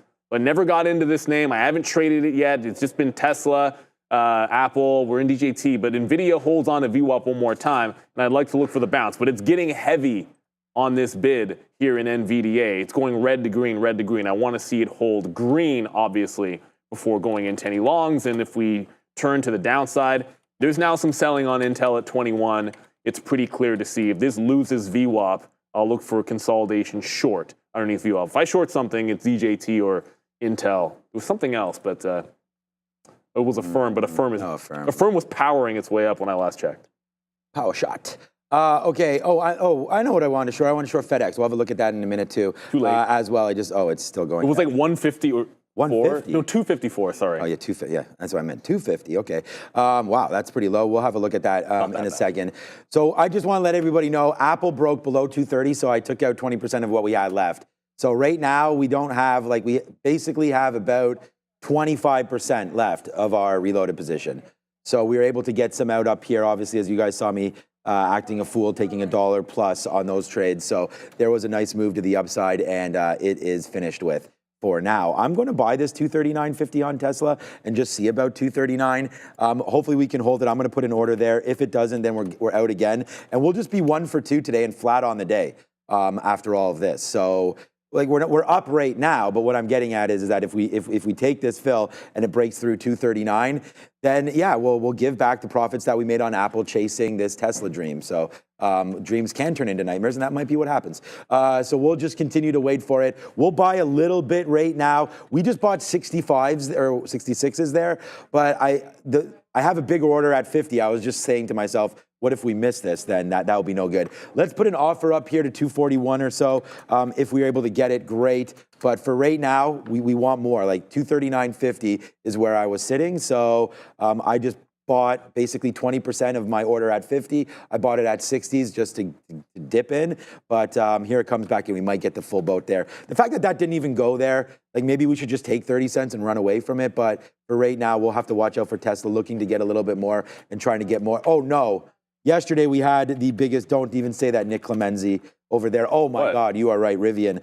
No, yesterday, I had this. Did Rivian break that bottom? Yeah, we had this marked down as a bottom break. That's that big level on the daily, isn't it? Yeah, but it's really just 1275. It's really kind of just right here, right now. Yeah, look, if I wasn't into Tesla right now long, which maybe we'll get flushed out of that, then I think I'll come back to this. So thank you, Nick, for that one. I'm going to say thank you. Awesome call out on that one for this move. So Rivian, yes, there it is. There's the break. I'm sorry, my daily flat chart. Bottom break. Yeah, right there. So this is what we looked for. We talked about this on the recap show, probably throughout the show. We talk about it all the time. So it's right there. Rivian is right here, right now, 12. It's like 1270, 1280. Like, I don't think it's missed, but thank you, Nick, for pointing that out because I was not there. So thank you for that. We are now still, though, the position board is working. Yeah, so there we go. So now we're into Tesla. Tesla's 50 cents in the money. We'll see if it can. Ramin got it all fixed up there, so we're pretty happy with that. As is she, which she should be. Yes. Again, so here we go. Ramin. Tesla right now, we're now 50 cents in the money. We'll see if it can go, man. I mean, I'm waiting for 241s. Okay, 241s. No, that's fine. I may just take it right now if we get going. What's the market trying to do? So the market's going oppo right now. So let's see if we can get back up to the upside right here and spin another $1 on Tesla. We're $1 in right now. We were waiting at 240.85. I might just lower that. Take advantage of this move up right there. Did we get out? I just pushed offer enter. Should have marketed it out, but there it is right there. It's another one. It's 90 cents. It's close to $1, but let's just get out, play the momentum there on Tesla. We already talked about it being our negative stock. We're 1 for 2 today with this and with Apple. That's the only names that we've been in. The market, I mean, unless we're short, Neil, I know you're in DJT. But that's not going to follow the market. Right. Like that's going down because it's DJT. Let's be real. Maybe, hold on. Yeah, go ahead. You can see I'm in Nvidia. It came back through 118, so it was a simple, how many times is it going to bounce off 117.70 when you're waiting for VWAP? So no, I'm not going to wait for VWAP. I took it back through 118. If it loses support, I don't care about VWAP. If it loses this support level, I'm going to jump out of it because this market is starting to head to the downside. When is the expiring time of DJT Oscar plays? I'm not sure what you mean by that. I can tell you that the lockup is already gone. Right. But I don't know what you mean by the expiring time there. So I'm not sure. I think that is what he means. If you meant the lockup, the lockup's already gone. But there's Nvidia. So I said I'm not waiting for VWAP. I'm using that as my out. I don't like what I'm seeing overall with the market breaking through some lows. So I want things to calm down. I want the market bouncing, and then we can go back into strong stocks. Relatively speaking, I'd say Nvidia holding around here is still strong. Apple is still looking okay. Like that's holding on to 219. What's with the scaling here? Let me zoom in. Sorry, guys. So Apple's still trying to hold on. I'd like to get it back into VWAP, and then DJT. As I said, I'm no longer bidding this one. Did that go? I want it to continue to break through the lows or give me fills closer to 14 to reload the short. I do like the idea of shorts on Intel. I don't think we're getting 2170 again, but this 21 back into yesterday's bottoms does make sense to kind of go with it's a short till it's not on INTC. But Apple's starting to recover back into 230 almost. Needs to get up there. I like to see some more strength, but the market's heading into the low of the day, and I want something short that's following the market. Intel's not really following much. Affirm was the other one I had mentioned as a bit of a short, but last I checked, it was screaming. Not anymore. Now it's back underneath VWAP.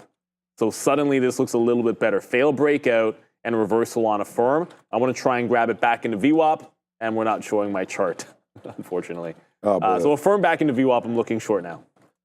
Was that a call for Adara? I didn't hear it. Not yet. Okay. Happening now with Adara. happening apparently right now. Allegedly. S&P 500 pushing lower here. Look at this 15-minute candle breaking below previous support pretty strongly here. Let's see what happens here for these markets. As Neil just alluded to, both the S&P 500 and the NASDAQ pushing into day's lows. It looks like SPY is pretty much at day's lows here. We don't have any market-specific information today in terms of economic data, though we do have comments from Fed's Waller at 11:30, Fed's Harker at 2 p.m. No economic prints today, though, to be aware of. Looks like we have the market pulling back a bit after a really strong performance following the Fed's first 50 basis point rate cut since 2008. So interesting look here for the markets. Lots of individual names to watch out for, though. We have Constellation Energy up about 14%, though, a little bit off its highs here. Announcing a 20-year power purchase agreement with Microsoft. So good look here for CEG. We also have FedEx, FDX. This one near day's lows, down about 14%. Missing earnings expectations across the board and lowering its guidance for fiscal 2025. Last but not least, Nike, NKE, ahead of its earnings on October 1st, announcing that Elliott Hill has been appointed here as its new CEO and president, effective October 14th. John Donahoe set to retire. So interesting look for NKE. Lots of individual names to watch out for, guys. Yeah. Yep. Same. Okay, so, all right, attention, ladies and gentlemen. We are now short, so we're going short on everything right now. We are clipped out of Apple. We took Nvidia. Nvidia is right now 40 cents in the money and starting to go lower, so we're short Nvidia. We're now short Tesla. We were like, man, we got to be smarter, so we'll put out a bid out now down to that side right now. I don't know if it's going to go lower. We were just nicely in the money there, but it looks like it bounced again off 239. So I'm trying to see if the floor wants to fall on that one. And I got to say thank you so much to our friend there, and I already forget the name, but we are now short. Rivian broke. Yeah, I was going to say that's why. So I'm short Rivian. I'm short Rivian right now. And guess at what price? 76 right now. Wait, I took the break here. Yeah, no, because as soon as I got stopped out of Tesla, I was like, I'm going over to Rivian. I said that's what I was going to do, so we're doing it. So we got a great price now on decent amount of shares here for Rivian. So let's just wait to see. We do have our stops higher. Apple. So Apple, getting nervous about the market. Apple's really holding up, man. Like, I am not really nervous about this position. I'm just trying to take profit just in case. So we'll now hold on. Next target 231. Honestly, I don't have any more offers until then. Let's just be right on it if we are, and let's hold out hope that we can get a lot lower on that one. Tesla 240 out. If we break back above 240 right now, we'll get out of this one. This has been a disaster, right? I mean, we lost everything on Tesla. Not everything that we've made on Apple, but we've given it back here, trying to trade this one to the long side as well. We identified early that Tesla was a long. And since then, it's just been cracking lower, man. We talked about what are the futures doing and what's Tesla doing. Oppo. So right now we're short at 23.25s right now on Tesla. I'll put a bid to take a quarter of like 10% if we can get a 239 fill. But right now my bids, just to let everybody know where they are on Tesla, down to 238.50 is where we're bidding right now, and 238.90. So we'll take a fill there as it breaks below comes into 239. Take some out. We're well positive now. The market's been treating us kind today. So let's hold on for Apple, and there goes Nvidia. Obviously Nvidia's going down as well, but there goes Tesla. So far so good here. Let's hold on to some Rivian. So I actually just got out of Apple when it made the last test of 230 and made a bit of a lower high in there. So I jumped out, and I'll just show you. Rivian, by the way, I took the 70 break because 70 was the level on the daily chart. It doesn't look like anything on a 3-minute, but it was the level on the daily. So I ended up with a 68 price. I didn't get 69s. Sometimes you get a little extra slippage, or maybe it doesn't really matter. That's the price I got. But Apple, trying to hold on to this trend, I'd like to see it either retest 229 or get back above this trend line. So I've trailed out of it with the market trying to bounce off 20,000. If we emerge on the other side here above 230, I'm going to favor a re-entry. So Rivian just ticked down into the mid-60s. I think I have another bid at like 61 or 62. DJT is still doing its own thing. But where is NVIDIA? No, it's not NVIDIA that I wanted to get to. It was going to be AMD. I know we didn't talk about the chips at all in the morning. So very quickly, AMD, which was much stronger than NVIDIA yesterday, is much weaker than it today. So NVIDIA is barely red. AMD's down 1%. So yesterday was like a pivot. We should be trading AMD. I'm kind of thinking I should be shorting AMD if these are going to go to the downside. So stair step down. Next step, I think a retest back into VWAP. And AMD was a big screamer, but it rejected the 200-period moving average almost exactly yesterday. So look for a retrace back into VWAP. It's the market, it's bouncing off 2,000, 20,000, but I'd rather go Apple long again than fight something relatively weak. So I like AMD for a short. I got to clean up all my stop orders here because none of them are really hitting too much, so we got to cancel them out. Okay, so we have our stop on Tesla. We talked about that at 240. I did want to talk about Rivian. I did not talk about a stop on this one. 1820s, so just into here right now. The problem is we just bounced so clean off that 200-period moving average. Despite me thinking the market was going to go maybe to the downside, we were right. I mean, that was a big move, right? 70s. Right there, 117.80. We got filled. It's not even that big, actually. It's only 50 cents. It seemed like it was bigger because it retraced all the way back, but it's not. So now we'll wait. I'm going to take another short right there and then give it up to 118.20. Let's just let the market prove to us that it wants to do this, right? And if it does, then fine. We'll get out of this one, breaking through 118.20 to the upside on Nvidia. Like I said, it's kind of just been a battle of different days here as we were long, then short, and now we'll flip it over a little bit here and try to go some short. So we're into that one. I know you got out of some Apple. I think that's probably... No, actually, it got out of all. It's still one of the better names, though. That's what I was going to say. It's still here, though, at 230. I don't know where we're going to go on this name. I just want to hold it because we're short other ones. So if Apple's going to be the winner here and the market wants to retrace back upside, pretty happy holding this. We are at 231, near the high of the day is where we're waiting for that. Rivian, we've covered a bunch here. We're actually out of half exactly now, and that's good enough for me. We're going to wait now for 61s and then into the 50s here for Rivian. So that's something that I'm waiting for. A little bit of a reload there on Nvidia. We're short at 117.85, just basically right here. So put some lower bids in case it does flush again. But remember, the lowest we got was 40s. So if we can get something in the 50s, probably, worth taking on that one. Apple continues its trek higher. Tesla is near a stop out point. Yeah, so as I said, I was waiting for the next level on 60s. It'll look like nothing on Rivian for me. You don't, why would you short this? Obviously, you have a flat bottom break there. It was a level on the daily chart, as I was explaining. So we get to 1250. If we get to 1250 on Rivian, I'm just going to bid out in front of it, sort of an obvious level as it's breaking further to the downside. Apple still looks real good. You know, I hopped out of it when it formed this trend, but we're bouncing off 20,000 here. So if it can just reestablish VWAP or hold this, keep losing that trend line. Let me hit save. There you go. Or just hold above the trend line and then set that up back over 230. We might have had the bottom and let it go, but hey, there's still plenty of time. If Apple's going to trend up all day and this was a bottom in the market, we're going to find ways to get into it. There should never be any trouble doing that. I've flipped over and I'm thinking about AMD instead of Nvidia here and looking for a bounce back in for the short. Support at 155.50 yesterday. That's where it busted out the second time. And then you zoom back in. It's been resistance and it's VWAP. So I want to pull back into VWAP to play AMD short, down 1%. When Nvidia is, it's not exactly a strong day, but I feel like this one is outpacing it again. We're printing right now. We'll go props up to this Nvidia call. We made the call. I don't know if you guys are on this name or not. We keep talking about that, but there goes Nvidia. We just shorted 118s. It's now 40 cents in the money for us. And we just took a bid. Well, that's when we took the bid at 50s. So right now it's 30 cents in the money. We did get that bid down there at 50. I don't have any more bids. Maybe we should think about doing that. That's a bid down there at 40. So let's go to 1. I almost put 119. That's how you get punched out right away. All right, 117.40. Let's put another one at 117.05 or so just ahead of it and see if we can get something going on there. So, yeah, a little bit of an area here for me on Nvidia. Hopefully we'll be able to dip buy or get out on some dip buys. And, yeah, short right now on Nvidia. Working out, that's for sure. Yeah, bang it up, man. This was another one. I want to thank everybody in the chat for this. This is going to be a big P&L name for me today because of that break, right? We talked about this on the show yesterday, and this is partly why we do it, so that everybody could be on the same page as us as well, and indicate what good trade opportunities arise. So, again, if you're here trading, this is a name that you got to take on those breaks. We can't just sit here and talk about opportunities that we're looking for and not take them. This is that flat bottom break that we talk about. So we'll put it there. I'll put a bid at 60. There it goes. We get a little bit more out there now at 60. My next bid on this is 51s, 52s. So let's just wait for 52. Maybe we get it,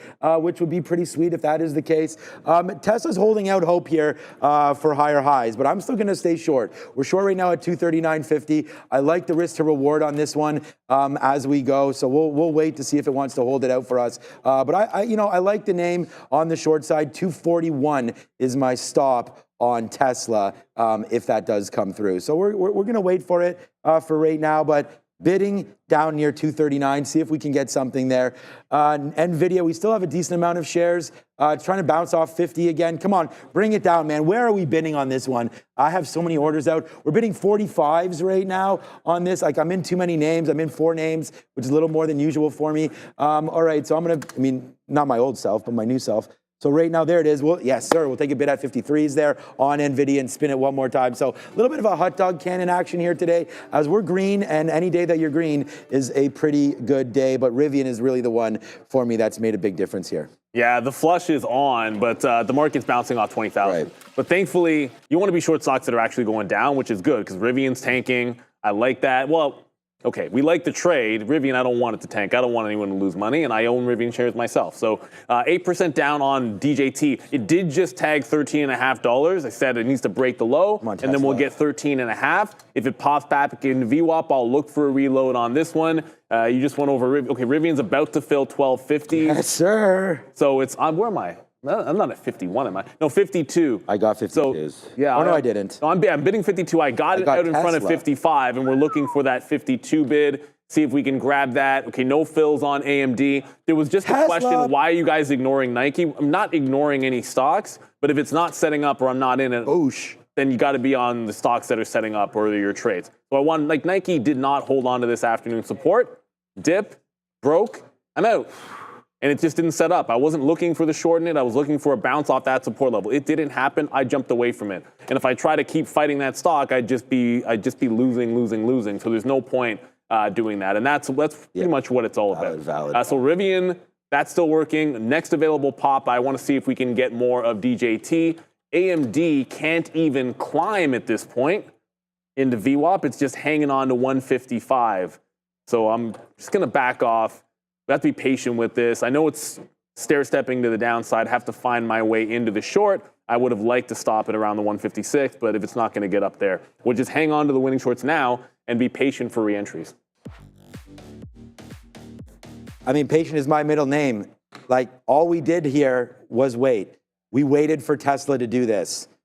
We waited. We talked about it. We said that we liked this level. We mentioned to you why we like this level. We close our eyes and open it, and there it is. It's $1 now in the money for Tesla. We still have half of this position on. We're bidding 50s, man. Hopefully we can get a downside push in this name. We are patient with Nvidia as, okay. I didn't realize how low we were on this one. We are right at that key level of the 200 period that we missed last time. Nepa, no missing it right now. Neil, we're on one again today, man. We're almost basically flat now on Tesla on the day after being disastrous early. There goes Tesla, back down in. Now it's $1. We have 50 cents on Nvidia. We have 30 cents on Rivian. We have 50 cents on Apple. This is the kind of day that we're having. This is the kind of month it's been good. Let's just leave it at that. All right, here we go, 238.50. I'm going to put another bid and just punch out there. I tried to punch out of 60s there on Tesla and missed it. It was bouncing off a 50 level. Did we get it there? Yes, we did. Yeah, just came back in and filled us up. Yes, sir. That's a good one, man. We Batman. Good move there for Tesla, as we know Elon likes to puff, pass a little bit. So it's a nice move there for Tesla. Nice downside action right there. $1 almost now in Nvidia, man. 25 cents in Rivian. Oh boy, we on one again here today, man. It's going to be a trophy day. And like I say that a lot, but it is what it is when it comes through. We want to celebrate victories around here, and we're doing it right now. So despite it being quad witching, 10 times witching, 0 witching, it don't don't matter what kind of witch is around, because the wicked witch of the market is right here, baby. And we can flip it up, man. Some days we can go positive, some days we can go negative. But right now we are in the nicely short positions on Nvidia and on Tesla and on Rivian. And we are Bank City right now as Tim Duncan. Oh, wow. I mean, look at Rivian. Rivian is just like, thank you so much for that in the chat, man. And thank you, Chef Joe, for your kind comments. We bring this energy every day, as you know, Chef Joe. So, yeah, nice move here for this. I'm going to get another bid out on Tesla because, you know, what goes down can also just retrace back up. So we did get a good fill there at 60s. Thankfully for that. We'll bid 239s now and then just slow our roll. We're at, you know, daily goal met. It's 10 o'clock. Yeah, it's been a good one. What's hilarious about it, too, is there's so many good opportunities out there. You just have to pick your spots. We've missed a few names that we didn't even talk about. I will get to in a quick little second. I only went long Tesla and then got away from it. And I feel like it was the right decision. It's now at that area of potential support, but until you're actually making higher lows, I'm not that interested. Just very quickly, because I think AMD might be setting up to not break the low of the day. Holding VWAP and holding green is Meta. So Meta it's doing some nice things. It's relatively strong. I know we've been talking about Apple in that vein. I think Meta is looking decent as well. If the market can ever reclaim 20,000 and trend up, that looks okay. Apple still can't seem to hold above the trend line. Like, long had worked in Apple, but this is the trend line I want to see it holding. Like, if you can get above there, have a couple of closes green above, then I want to rejoin that trend in. Just an update on Rivian for myself. Like, it just broke 1250. Now it's like the quarters. Like, there's nothing down here on Rivian on that flat bottom break. You get to $12, and that's literally the next level on the daily chart for Rivian. DJT's coming back up for a bit of a reload, I think. And AMD, this is the one that I want to jump into. And I'm still looking for VWAP, but it just tried to break the bottom, did a bit of a liquidity grab, or a wick bottom, not a liquidity grab, and holding this consolidation. So if it can't break this little consolidation area, I've got to short that. The big fail today was going to be not shorting Intel, because Intel was a very, very clean short the whole way off 21.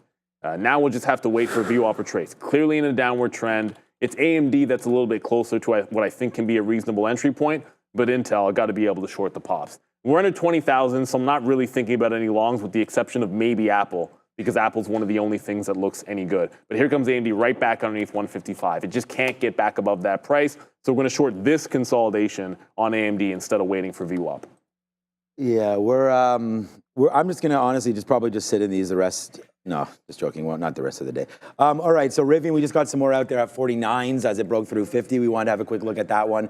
Again, this is the name that I was just sort of talking about there that I wanted to sit in. I mean, Tesla has a long way down. I like the stock. I mean, this is a name that I checked the account yesterday and was like, wow, because you guys know that we were buying this in the 170s and so on and so forth when we dipped down into here. Not that dip, not that recent dip, into here where we were barcoding a bit. So it's been a good stock to hold. That is for sure. But what it was up 7% and change, I believe, yesterday. I'm not sure at the end of the day what it was up, but still a big day yesterday for Tesla. Could give some back if there's negativity in the market. And right now it looks like there is a quick sell-off. So right now, I mean, look, we're $1.50 in the money. So Travolta's like, what is this guy even... You're not Travolta. Travolta's like, what are we even talking about? But, you know, we could get a retracement. So let's not get too carried away thinking that this day is over. There goes Nvidia. There, I mean, that is another one right there. So there's $1. We just got 1.7. That's what filled when I was like, what just filled there? It was 117.05 there on Nvidia. Where are we short? 117.90s. So, I mean, that is another one right there on that trade. So good positioning here as we get lighter and lighter on everything. For Rivian, can't remember how many shares I had, but we had a decent amount as we look over. And we are now almost out of everything of Rivian. So I would say we probably have about 20% left of that position. No bids anymore. I mean, we'll take it. Actually, we'll put another bid at 48 if we can get that, great. And then we'll try to let it fall down. I want to let Nvidia go. We will not average into this. The VWAP right now is here. The 50 period is at 80. Let's put our stop now. Let's just change it so we lose 11 cents at most. Let's put our stop now right live here on the air at 118.01. So we'll just put it out, market us out. We have 20% left of Nvidia, 20% left of Tesla, 20% left of Rivian, and guess what? How much percent left of Apple? 15% left of Apple. So yeah, let's go back over to Adara at the desk. I don't know if it's a segment or not, but news. Small cap, no. This part of the show is brought to you by Trade the Pool. Becoming a funded trader means trading with the firm's money instead of your own. At Trade the Pool, you first complete an evaluation by hitting profit targets while managing risk. Once you pass, you get access to up to $260,000 in buying power. You keep up to 80% of your profits while the firm covers the risk. It's the perfect way to trade big without risking your own funds. Ready to become a funded trader? Join Trade the Pool. Scan the QR code or click the link in the description. It was good at the beginning, early. Yeah, isn't that with that guy with 3 names there? How I Met Your Mother? Neil Patrick Harris. And it's 3 also names, baby. What? I don't even know the name of the actor. I don't know why we were just talking about that. One of the we looked at that ad. You said somebody looked like the actor, I guess the model in the pink hair in the Trade the Pool looks like a young Robin to me. Maybe I'm just wrong about that. So a couple of things here. Shout out to everyone in the chat. We love our community. You want to find relative strength and weakness, right? So we try to find some weak names to go short when the market reversed, obviously. Well, what's strong? Kava is strong. This just broke out the highs on the daily. Carlos in the chat, Marty D in the chat. Shout out to both of you mentioning this double top break, 127-ish, I would say, on Kava. And oh, by the way, it has another breakout in about 50 cents, and that would be an all-time high break on Kava. So congratulations anyone that's long in that bad boy. She keeps going and going and going. I'm going to imagine Chipotle's not having a bad day in that regard. So something happened here on Rivian. What? Well, it put a green candle in for the first time. So I took some back out. It was like the first green candle since, I don't know, like that one in there, like, I don't know, half an hour ago. So I took some more out there. I'm now just holding on to the last 10%, and I'm still kind of weirdly bidding 12.30. That's just silly to do. I just heard GameStop in my ear making a move. When the market is tanking or downside, sometimes I always say this, the squeeze type names can be interesting to look at. So I didn't hear any news on GME, but if it wants to go, it needs to get through, yikes, 21. Yeah, it's not even close. It needs to see 21. In my opinion, 21 would be the big break. It's not even breaking $20 here, so probably not going to be the one. DJT is making an attempt at a pop. I'm looking for it to get back into VWAP for a reshort and then go sideways here. So AMD, we're short. It hasn't really broken the low. Never mind, it's about to break the low of the day as we speak. Rivian's still working downside. And I want DJT at VWAP if we can reload it. There goes Nvidia quickly. Yeah, Nvidia's losing 117. I mean, look what this chart looks like right here, just real quick. There goes Nvidia breaking the low of the day. So I just wanted to bring that. We are going to go to Adair in a minute, but there it goes, breaking through. So that's $1 right there. Tesla's $1.50 in the money right there. Nvidia and then Rivian does break below. We take another piece out there at 51, like we sort of said we would. Now we'll wait to see. And then just real quick, because GameStop's going, breaking now through 20. GameStop with a nice move up. Look at this gapping. GameStop gapping higher right now. Is the roaring one roaring again, or is it just a meow? We'll get to more of that when we get back from Adara. What a recovery for the Russell 2000. Still down in the day, but definitely making a nice double bottom here at that 222 level. Let's see if we can clear 223 for that IWM. Quite a few interesting small cap names today. This one, though, is a repeat. We've talked about this a lot in the last few weeks. Galmed Pharmaceuticals, GLMD. No news from it today that I'm seeing, but yesterday announcing that they're going to broaden their drug development plan over the next few years. They do also have a really small float here, about 625,000 shares. After the rally yesterday, a market cap just over $5 million. So good look here for GLMD. Next up, we have BNZI. This is Banzai International. Yesterday morning, they announced a 1-for-50 reverse split. Underwent that split as of this morning. So nice uptrend, up over 120%. Last but not least, we have a pretty interesting one here. This is CRBP. This is Corbus Pharmaceuticals. This one is a smaller market cap here, about $600 million. Down in the day, but trying to recover here from the lows, down about 60% here. After we have Novo Nordisk releasing some positive weight loss drug data and getting the all clear from the European Drug Agency with regards to the heart impacts of its Wegovy. So CRBP competitor trading lower, but trying to recover here with a 10% short float, guys. I couldn't find a story on that, but it's like, okay, so yeah, sympathy to if Eli Lilly or Novo's got you in the crosshairs and you got 1 or 2 drugs and you lose, your stock can go down a bajillion% because or more, bajillion and a little bit more than yeah, bajillion. the big boys, they don't lose, man. Chief don't run. So I just got out of, I'm going to give it the old Kincaid spike because this is the week that he breaks out. I have planted my flag on Dalton Kincaid, and he is letting me down, but this is the Brock week. Bowers, you see, he was ranked now the number 1 fantasy tight end now in that draft. I did try, for the record, I did try to trade you, Travis Kelce, yes, to see if I could get you off of Brock hot Bowers. Mess, disaster. Well, you didn't fall for it, but I tried. I tried it. Come on, Sean man. got Brock Bowers. Come on, man. I traded Kelce to end up getting Tyreek Hill, so that's, thank you, Tua. That's really hasn't worked out for me. Yeah, well, we have a bunch of idiots in our pools. So anyways, AMD just bounced off 154. I just jumped out when it bounced off the even dollar. Just keeping in mind the big levels on AMD here. You had 154 was kind of the opening range support. If it loses that, you got 152.80 or so, and I can get rid of yesterday's trend line, and then I don't need that anymore. Rivian's still going lower because it's a flat bottom break, and it's going to the downside. DJT, I like that Rivian. Did not get to VWAP there. Kind of crested at 1370. I'd still like it to maybe give us VWAP for reentry. Jay Alvarez saying Walmart is a rocket. Yeah, like what is good? We're bouncing in the market. It's like, where do I want the longs? Bouncing. Walmart looks good.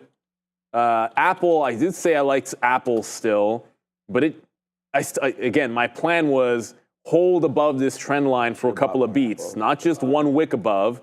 I'd like to see it hold above that trend line that it's forming to the downside. So not yet. Maybe something stronger. This is a good look on Walmart's a good look here. Defensive name. Clearly the daily chart's looking fantastic. It's kind of stair-step to the upside. Consolidation break. Now, I'd rather dip buy. Look where it's at on the 15-minute. That's in the middle of nowhere. You want to buy off support in a situation like this. So Apple's still looking like it could hold that trend line to the upside, or maybe Walmart off of a VWAP here. Just not yet. I think we had a good out in AMD.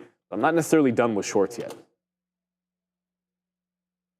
Okay, so just real quickly right now, I just want to change up my opinion a little bit on Tesla. Not on which direction, but just on the levels. So we just touched the 50-period moving average, which I was like, I didn't realize it was this low. Tesla's just coming back in. So this is the one thing that I'm trying to get better on as a trader is to not like plant my flag at levels that I looked at like 10 minutes ago. So you always have to be, I don't use trail stops as well as others, for sure, for Neil does.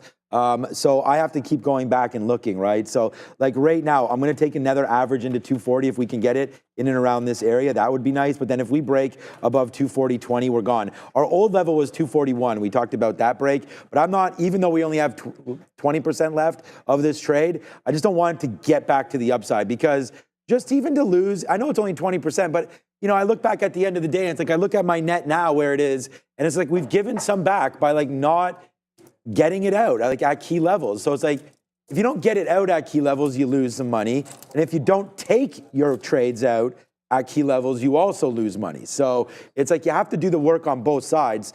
And so on that note, you've had a couple of these Kit Kats over here. I better have some. I'm still wondering what happened to the matcha ones. I mean, that's why you gotta out me like that, bro. Well, everyone knows you stuff that face with candy, man, and that's nothing wrong with that. You know, we all have our vices right there. I'm just wondering, because I don't think, I was in, like, Ramin did not take these matcha ones. So what's that smirk for? You did? I don't know who did. Adara did. Okay, fine. Good. I wasn't going to, I'm not ratting on anybody. No, it's not a rat. No, that's fine. I was just saying, because that was the one. I think the melon, I mean, I'm gonna roll with the melon. In all seriousness, blue and sugar butter. This is easily the best one. Okay. It's the melon Kit Kat to me like is an absolute 10 out of 10. Ramin is asking for a sugar. That's the one. Trust me. No, how many? Trust me, I know. Okay, good. There's only 2 left, so me and Ramin can have. And you're right, Hey Davis.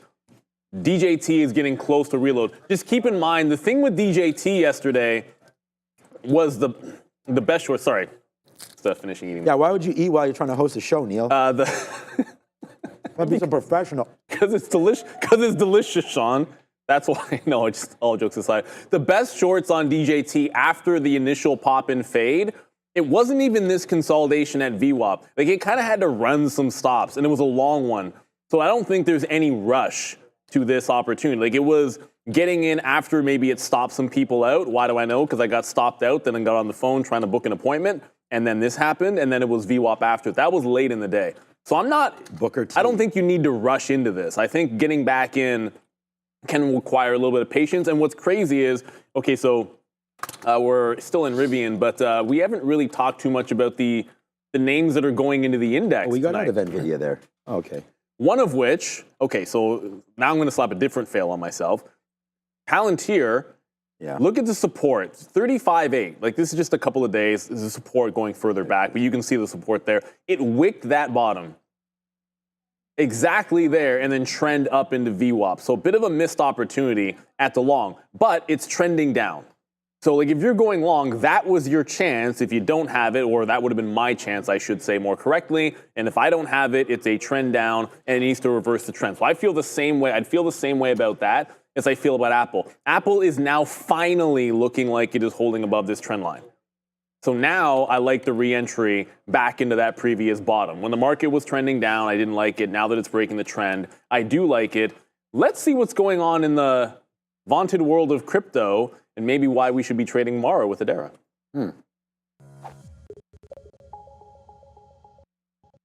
Another update this morning in the Michael Saylor / MicroStrategy Bitcoin acquisition saga. Last week we had the acquisition of about 1.1 billion Bitcoin, sorry, $1.1 billion worth of Bitcoin. Now, as of today, we have $458.2 million worth of Bitcoin acquisitions here. So that is 7,420 Bitcoin being acquired. The company now holds about 252,220 Bitcoin. So that is a pretty significant number here. MSTR, another Bitcoin ad. In terms of Bitcoin itself, we're coming into another very interesting level on the daily chart. We're now getting our second day in a row where we're rejecting the 64,000 level. This is a level, as you can see here, some interesting support and resistance. Starting as early here as about March 2024. Most recently, we rejected this area at the end of August 2024. So let's see what we do here. We reclaimed 60,000. We're holding support at 58,000. 64 could be the next level for Bitcoin to test. As of right now, we're holding up just above 63,000 here. Ethereum really strong, reclaiming that 2,500 level just below 2,550. We have a little bit of weakness in some of these names. Ripple and Toncoin both down just under 2% on the day. But we have Solana up about 5%, Avalanche up about 4%. Bit of a mixed picture today for crypto, but undeniably Ethereum leading the way here, guys. All right. Yeah, bang, and bang. Right now, let's just go. Where's this? We don't necessarily have diamond hands, but we reloaded Tesla. We talked about what we would do on that one. So now we're back in the money, another 40 cents as Tesla keeps on going to the downside. So let's go. I mean, this is, perfect. Honestly, perfect execution for me on that one. Right up there to the 50 period. Not only that, we talked about this trade. And as I said, a lot of you traders are looking for us to give you trades that are about to happen, right? Not trades that, we're already in, or ideas that may or may not come through. We took this trade as it was happening, as it was being built. And there it is, Tesla right now, almost $1 there. It's too bad because we were waiting at 95s. It got to 91s there on the upside. It could have been another $1 winner, but right now we are 70 cents. Looks like we're gonna have a new host on the Midday show. I think it's gonna be exciting. My guy over there. I guarantee you everyone's gonna like this gentleman coming up on the Midday show. So get ready to rock and roll right there. But now there goes Tesla, breaking back now down below 238. So that is a fun move for sure on TSLA. Nice one back there off that 240. So Merry Christmas again there for that. Apple, I just feel pretty good about where we're at right now. Let me just put, I have too many offers out. I don't have enough shares. Let me just put an offer now and get something out because we can up here at 94 right now. It just bounced off 230 a couple times. We might as well take a piece if we can get it up there in and around this neighborhood. So good little opportunity here to get out. There it is. We'll ring the register again. And that was a pretty good one. Make sure you do hit the like. and the subscribe. So don't forget to do that one right now. We're sitting in $3 total in the money right now. $1 on Tesla, $1 on Nvidia, Nvidia breaking lower, $1 on Nvidia, 50 cents on Apple, and 40 cents or 30 cents on Rivian. So right now, add them all up, and that is a big day. Today, a very, very big day here again. We're actually up more today than we were yesterday, so that's pretty good, and yesterday was my best day of the month. So right now, let's see what's happening to Rivian coming at this time of day I'm talking about. Let's see what happens now as Tesla is $1, and we're going to try to hold on to all of this. Rivian made its base, I feel like, so we're starting to... Yeah, there's a reason to get out of Rivian, I think. You know, let it bleed. Like this, the Rivian level has been trying to break for what, like 2 months, 3 months, something, maybe even more than that. The whole quarter since the summer has been trying to break that level. I'm not encouraged to get out of it. But a couple of things here. I'll get to Apple in a quick little second on that trend line. But thank you for the super chat, Vinu. Thoughts on SKX? We'll get to there. Just want to quickly update a couple of things. First, Apple, as I said, holding above that trend line for a couple of beats. Play the trend line to the upside and re-engage in the long. It just rejected 230 again, though. So another lower high got put in, but I like the double bottom. I like the reversal of trend. I want to see it break into the 230 half level on AAPL. So that was SKX, I believe it was. Thank you for the super chat. We love the super chats and we appreciate them. All right, I got to go to Intel and then I'll get to it. Sorry, guys. It's just, we got to talk about the trades here first before anything else. It is what it is. So I'll quickly get to Intel. I'll show you, went to the short underneath the bottom. So I never want to get trapped at the low, but if a stock is weak, I want to give it a chance. So we shorted it right here at 73 average price into the opening range bottom. It breaks, I'm out. I'm going to wait for either a re-engagement underneath or back up at the 21 level. Well, that's the plan of action. I still think it's a weak stock. I'm not looking long on it. SKX in there, so Skechers. I actually like Skechers. I cannot lie. Since I have to wear things that are very comfortable since the injury, so I bought a couple of pairs of Skechers that I'm just rolling in on a daily basis in there. And Clayton Kershaw also happens to, for some reason, be their ambassador. He's a good pitcher. Oh, I know the reason why. No, he gets paid. No, actually, no. There's a story behind it. Is they discontinued his cleat. I think it was like Under Armour or somebody. I think Under Armour discontinued his cleat, right. and he wanted something. He was searching for someone to make him one that fit well. Right. Skechers just kind of went for it. He loved it, and now the guy is a spokesperson. So it's kind of a fluke. Sometimes you got to do that. Look, Skechers got smoked yesterday, but it's doing a bit of a recovery day today. So I think this is more along the lines of an SSR bounce here. So down over 10%. And now you get an SSR bounce. See how it's holding VWAP and above resistance? So holding VWAP above resistance, SSR bounce play for Skechers after getting dumped. It's running into resistance at 64, which makes sense because that was prior support. So I think maybe if the trend breaks off VWAP, maybe you want to get out. But a bit of a relief rally happening over there on SKX. I missed opportunity because I think if we looked at that as an SSR bounce, could have had a long, but I'm not going to complain about it. You got to be on the names that are making some sense. VWAP in here for Apple. I want to see it hold above VWAP. Then we can start thinking about longs at other prices that other than 229.5, which has been the buy zone, poised to make a run at this 231 somehow because the market is chilling at the lows. So you want to go long relatively strong stocks, market's at the lows, and this is breaking VWAP. That's why you got to be in Apple, I think. For the longs, Walmart was going as well, rightfully pointed out by some of the people in our chat. I mean, that's absolutely right. Like Walmart looked pretty good. Apple's a trade that's set up. You could have easily just dip bought Walmart as well. And I would have no argument, zero argument. Looks like missing a couple bars here. But you could have had this at like 78.5. You'd be in the money 30, 40 cents. Apple was just the one I was charting, so I decided to buy that. But good look on Walmart as well.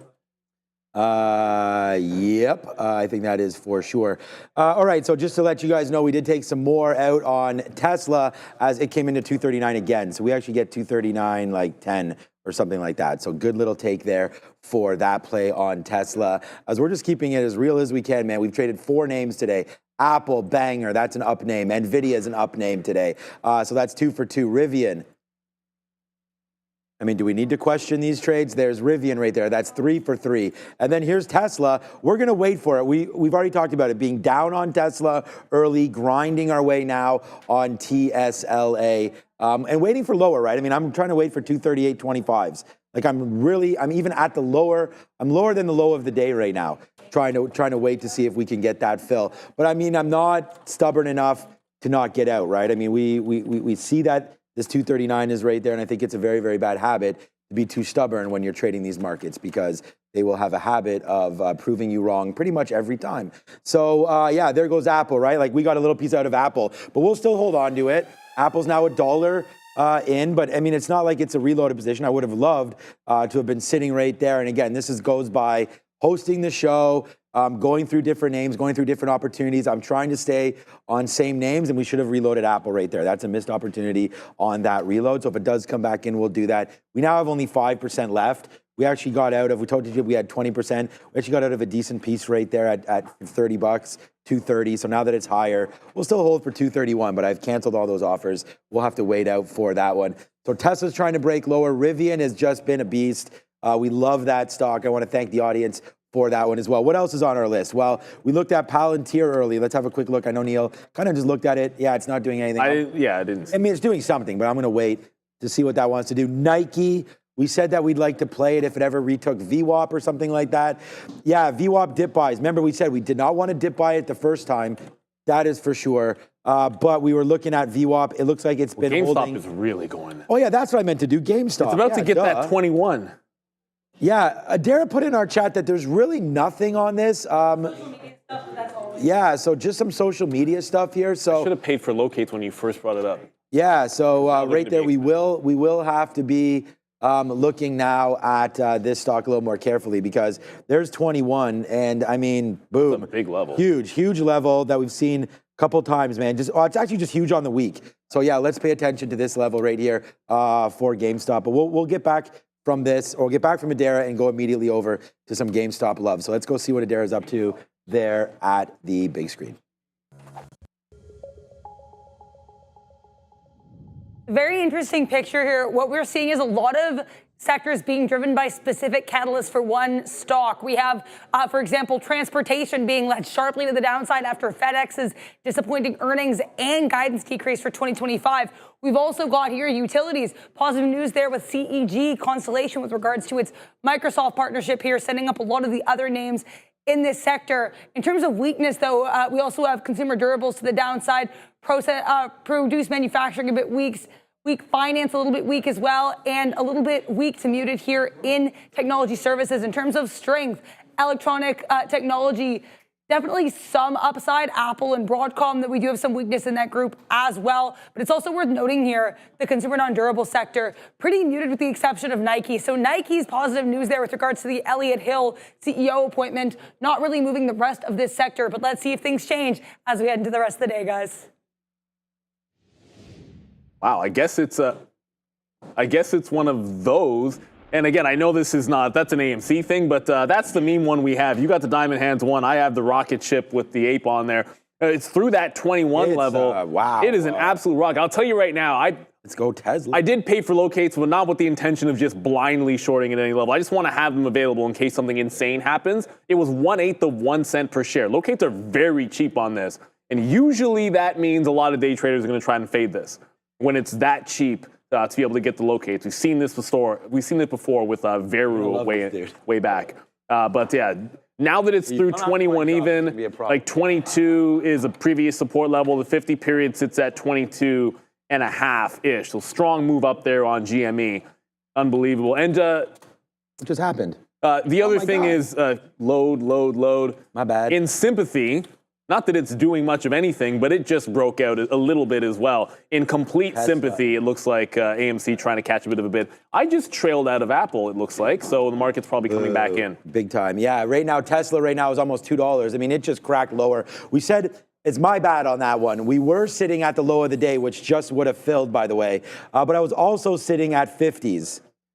So when that filled, I canceled because I'm like, I don't want to be double. I mean, I'll be double right. That's fine. But I wanted to make sure I held something for a more of a dramatic move. So, my bad and I told you, like, having a couple orders out here sometimes is a good thing and sometimes is a bad thing. But we'll take that fill at 50, which is good for sure. On reloads there on Tesla, we're having a day today, guys. So hopefully you guys are enjoying everything that you've been seeing.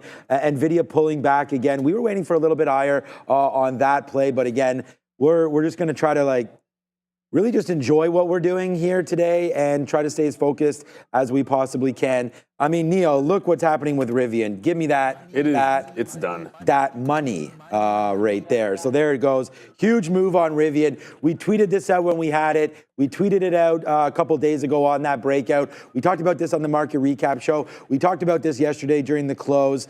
And I want to thank, again, it's a thankless game, that's for sure. Trust me. It's just, I don't know who that was in the chat. I should have wrote it down. You had mentioned that we were breaking below on Rivian. And then you know what I did? As soon as, remember I said okay, I was long on Tesla. And it's as soon as I got stopped out on that one, I wanted to play the direction. So I'm pretty jacked up right now about that trade there on Rivian. And thank you to everybody there in the chat.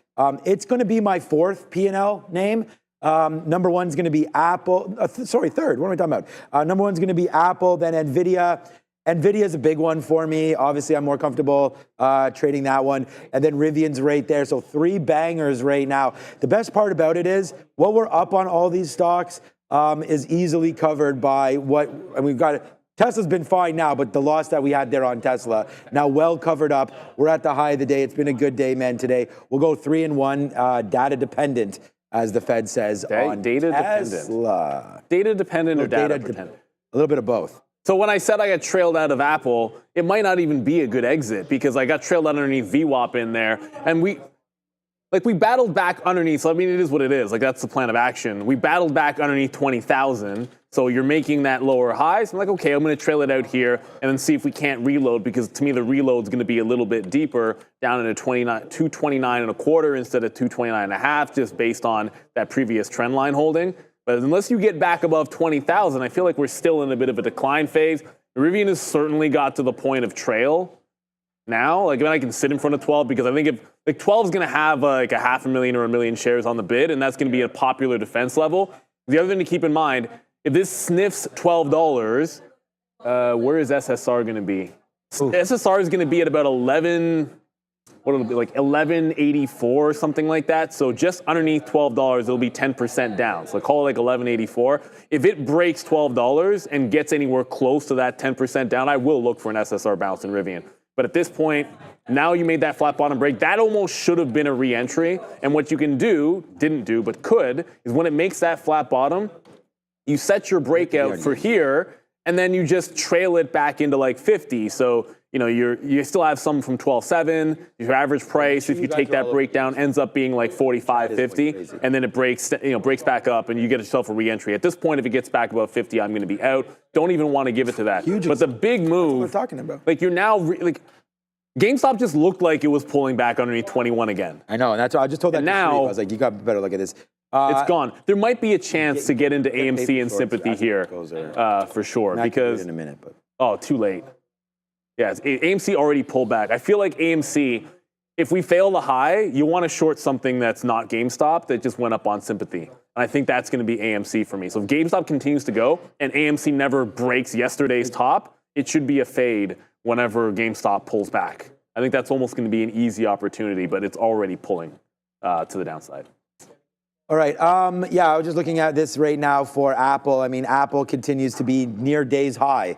We're in the money now, $1 on this play. But, I mean, it's a long, okay, I mean, we're all getting excited about this. We have 3 $1 positions on right now. We have Nvidia short is $1 in the money. We have Tesla short is $1 in the money. We have Rivian short is 50 cents in the money. And we have Apple long is $1. We're holding right now $3.75 in the money. $3.75 worth of profitable trades in the money as we speak right now. So whatever your share size is, $3.75. Now, we don't have full positions. And like I said, we scalp out, and I just hope that all of you scalp out too. I mean, to be honest with you, sometimes it's very hard to capture complete profits top to bottom. So we have less than 10% on all of these trades. So on every trade, we have less than 10% right now left. So it's 10:47, and GameStop continues to be on everybody's mind right now. So again, on no news, I mean, Adara's keeping us. Okay, so couldn't find anything. Oh, when is our the new host coming on? At 1. Okay, so 1 o'clock talking about options. Okay, perfect. At 1 p.m. So, 1 p.m. So my bad on that one. I was saying, I just see Adara setting up, which is great. Yep. So we'll have Adara and Sharif, the usual suspects coming through. Yesterday it was rounded bottoms. Today it's flat bottoms. Is that what it is? Oh, it's all options. Oh, the whole day's perfect. options. Okay. So the whole day is options. We had Danielle Shea on yesterday. Make sure you go find, some of that if you want to go watch the market recap show first, or Jeering or whatever. Danielle Shea for options, and then now today, Sharif and Adara. So if you're looking for some introduction, that's all they'll do. It's basic options tutorials and things like that. So get ready for that one right now. But GameStop, while GameStop settles down, it might be a perfect opportunity to figure out exactly what's for lunch. All right, today, pretty typical here for a Friday, I would think. It's simple, it's easy, it's pub fare, and it is well-liked in this office, I would say. It is chicken fingers and fries, and that's it. That's what's for lunch. All right, nothing else to say, really. That's what's on the list there. Oh, really? That's okay. Usually they have multiple, a little bit of a side of a salad. They also have multiple sauces with it. Oh, yeah. There'll be multiple sauces. Barbecue. There will be all of that. Kind of Honey is decent for that, to dip some there. I like some barbecue sauce. My kids are all about barbecue. All about all the different kinds of sausages. This great Japanese barbecue sauce that they have at Costco. That is crazy. That my wife got. It's insane right now. Okay, Rivian. Now everything's back to dollars. We have, again, all of our positions right now, as you look at the bottom, are all dollar in the money. Plus, we have Rivian. And we're going to look at more GameStop. But for right now, it's time to spend some of that money with Money Talks. Got the DXY here continuing to push towards a very fascinating level here of support, and that is going to be that 100.5 level. Right now, 100.8, making some lower highs after a bit of a double top here for the DXY on the daily chart. Biggest news, of course, for the USD this week was going to be that 50 basis point rate cut we got on Wednesday. Yesterday, a bit of a more subdued day for economic data other than jobless claims. Today, we have zero prints to digest except for a Baker Hughes oil rig number at 1 p.m. However, we do have comments from Fed's Waller at 11:30 and Fed's Harker at 2 p.m. Next week, though, should be pretty interesting when it comes to economic data-related updates. We're going to get comments from Fed Chair Powell next Thursday at 9:20. There's also 3 other Fed speakers speaking that day, including the notably hawkish Fed's Kashkari at 1 p.m. next Thursday. Then on Friday, we'll get the Fed's preferred inflation gauge there, the PCE print. So let's see what shakes up right now. Right now, we just have a little bit of support as of right now, holding up for the DXY. Also worth noting, you've got the yuan here to the USD, the Chinese yuan, really strong right here on the day. We did have the People's Bank of China deciding to keep the 1-year prime loan rate at the same amount as of right now. So yuan strong right now on the USD. Nice little uptrend for that one, guys. Oh, yeah. Yes, sir. That was, the other thing that happened overnight. I mean, it was a big deal, the Bank of Japan not doing anything. Right. Like, that was one of the, hey, are they going to raise and go in the other direction and then cause... And, that's why it's ripping. No, we don't know why GameStop is going. It's just a social media thing. But it is a big deal. And for everyone in the chat, it's like, fade GME. My preferred trade when GameStop is going, and I have no reason for why it's going, is to short one of the other things that just starts going up because GameStop's going up. And I did pay for locates on AM. I just typed AMD, but I'm already looking at that. It's dropping in the low of the day, but it's already happened in AMC. It's already back at VWAP. So I think you got to be really quick to see it happen when GameStop's going on its own. A couple times it was when Roaring Kitty was going nuts, every single day GameStop would pop. You could just short BlackBerry when it would go high. No, seriously, BlackBerry would get to the high for no other reason than GameStop was going, and then you would just short the top on BlackBerry and watch it fall all the way back to where it was before. That's what I would rather do as opposed to standing in front of a moving freight train that is GameStop. Now, will I pay 1/8 of 1 cent for locates on GameStop on the off chance it does something insane and then becomes a different type of short? Yeah, but the chance to get AMC, I think, to the downside is come and gone. GME is holding right around this 21. That's the key level of resistance. So the longer it can hold on to this line with a 2080 bottom, I think it can make another leg up. But if I fade something, I'd try to find a sympathy play to the downside. Vanny's saying check unusual whales with regards to GME. Okay, well, we'll do that. We only have about 7 minutes to go, so I just want to set a few things up here. We're going to send you guys off to the midday. There goes, it's going to be all about everything. options, but I think we probably made a good decision getting out of Apple and that long. It's getting to the downside. Do not like anything but holding on to shorts at this point. Right, like, this is the last of the longs that I had. We managed to grab it a couple times, managed to grab Tesla somehow for some longs, and that is just continuing to bleed. So now hold on to your shorts. I'm going to try to find an entry into GameStop, because if you want something long, it's probably a meme stock or like a Walmart today. Guys, we just said that we were $3.75 in the money. We're now $5.75 in the money. We just got, Tesla's now $2 in the money. I mean, it just broke pretty easily there, $2.38, and cracked in. So that's a monster right there for us. And then guess what else is happening? Oh boy, it's Nvidia time. Nvidia, I literally just tweeted this out. Go, as my kids say, literally, Dad. Literally. I just tweeted, so first of all, there's the Rivian tweet, there's the Nvidia tweet, and here's the ad. I just said this right now. Look, still waiting for this bottom to break here on Nvidia. As we put that out into the universe, the bottom comes crashing in. So there it is. There's the break right there. We still have it, and we got it good. So, I mean, good trading there. Rivian, Nvidia, Tesla, downside, all. Again, good as we keep on watching the money come through here today. All I try to do is to sort of disprove some of those myths that are out there about prop trading. And they're not even myths. I mean, it's actually factual, actually. What am I even talking about? That it's hard. It's hard to sit here and trade every single day and try to be profitable, especially on, large cap names. A lot of people say, it's very, very tough to trade these big cap names. And it is, right? I mean, there are a lot of back and forth, a lot of algos. Some people prefer to trade the lower cap names, which is fantastic as well. You definitely want to find your edge, right? But I mean, we're here to show you every single day. Like, we were 8 for 8 on Tuesday or Wednesday, and then yesterday we had an even better day than that, and then today is now what we're doing here today. So you got to be patient. We got absolutely destroyed on the first day of the month. Took us like 3 days to make that back. Key point though, make that back. And right now it's continuing. So again, thank you for all the support. We only have 5 minutes left. Right now, yeah, people saying that there was.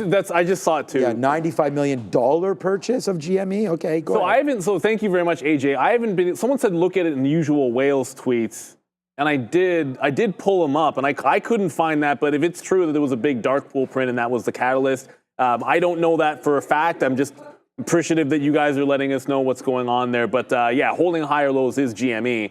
Hasn't regained the top to break it back out, but it is still holding on to the 21 area.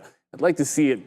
A squeeze name, you want to break out those highs. No question. That's why you like to see a little bit better. But no break at the top just yet on GameStop. I feel like if it's going to go, it's their website. So I'll check the website. I was just checking Unusual Whales Twitter. You'd think they would tweet it out too. Yeah, that would make sense. Oh, the position board died. I'm still short DJT and Rivian. Okay. I don't know what happened there. But yeah, I didn't check their website. I just checked their tweets on Unusual Whales, thinking they would have sent that out this morning.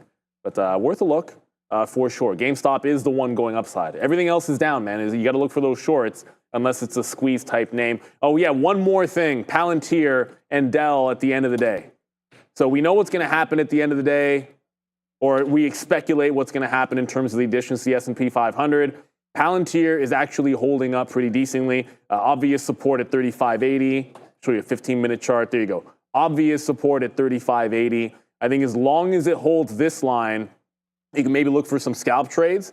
If we lose that bottom, I think it's got $1 that it could easily drop. And if you think that just because something's getting added to the S&P 500, it can't drop going into it, then check out when the biggest addition ever, which was Tesla, go back and look at what happened that afternoon. Yes, it did close on a big up move, but it dropped over 10% in the afternoon before it did that. I think it was actually 15%. It was a huge move down when everyone was expecting a buy because everyone was expecting a buy, and it didn't retrace until right at the end. So don't think that Palantir can't lose that 15.80 and flush a buck, because that's what I think it would do if it loses today's support. Flush $1 would be nice, but we've got right now, flushy $2 right now on Tesla, but we're just holding it. We're just kind of showing, again, we're just talking about the positions we have. I don't have any plans right now. I'm going to be hands off. Get ready, Marissa. You're going to get a phone call very, very soon. We're going to go for our walk. we've done enough damage right now, and I just want to let these things sing a little bit. Our stop on Tesla, let's talk about some stops now as we go. So our stop is going to be the 50-period moving average. So that right now is at 239. So I put a stop there at 239. Actually, my stop is a little bit higher. It was at 239.25. So right now, let's do that. 239.01. Let's just make it as simple as possible. If we break, we break. We'll get out of that one. So that's a stop trigger right there. Apple, I'm not going to get out of it. Rivian, I'm not going to get out of it. It's Nvidia. Let's have a quick look on Nvidia to see where our stop would be for that one. Again, 10% left, still a decent amount. I don't want to give this one all back. As the 50 period comes down, we really want to use that one. We just had a pretty severe flush there on NVDA. So again, congratulations if you're in this with me. It was a good run for sure. We got some out there at 70s is our best out. We do not have that 116 bottom. So what about giving it to like 80s here, or right now even 117?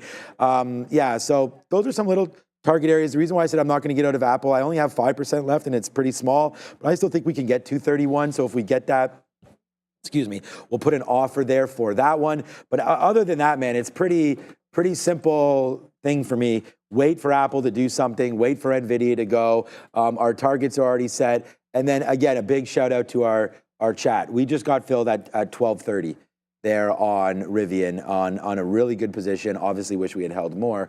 But again, thank you to everybody in the chat there for helping Neil and I out. Grabbing that one. That means a lot. Thank you to Hey Davis, everybody in the chat. Hey. He's been posting a lot. Coffee Trader, Bears versus Bulls. Thank you for all the moderation as well as we just continue to have great feels about the community and about everything that we're doing here. Our viewership going up. Brendan told me that we had a record day on Fed Day. So thank you to everybody for that one. And I just hope you keep enjoying the content. Hit the like, subscribe, and share the stream. Absolutely there. Oh, no, not again. Yeah, so... and hopefully Neil's charts will stop crashing. No, this was a level 2. Oh, it was level 2. Even worse. Yeah, that actually is worse. But thank you. Look, I'm only in 2 positions right now. What's up? It is Sharif on the midday, just so you guys. They're not ready just yet, but it is going to be Sharif on the midday there just yet. What? Yeah, Neil? Wow, Neil. Wow, okay, so obviously... Gaslighting Ramin. I just want to make sure we got it right. No, it's all good. I don't know what that word means, but... It does not say Obi at all. It says Sharif. What I was going to get at is pulling back into VWAP is GameStop. If it can manage to hold VWAP here, maybe we get a continuation on it. As I said, I think if you're looking for some longs out there, you've got like Apple looks okay.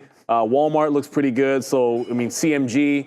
It wasn't Chipotle. It was Kava that was making a move to the upside. And then you've got some squeeze names going higher. So big test of VWAP here for GameStop. But hey, you know what time it is. We'll be back at 2 o'clock. Don't worry. We're going to round off this day pretty well. I don't know if we're still doing the shawarma thing. Oh, yeah, we forgot about that. I don't know. We'll see. We'll see if we do the shawarma party. I think we should hype it up more. I don't know. Maybe we can do it next week. It's not a big deal, but I love the idea I of kind doing of feel some Friday. kind of ways without Randy. But I mean, that's a good Randy point. might have a lot of Fridays off moving forward, so I don't know. The problem is if we always try to do stuff on Friday with Randy, then he's not here half the time on Friday. So maybe we'll do it on a Thursday. But let's get to the midday. I can see IWM short. Ooh, Adara, go get him. Uh-oh. Uh-oh, the Russell. Uh-oh, I think. What is up, beautiful people? Welcome to How to Trade, formerly known as the Midday Show.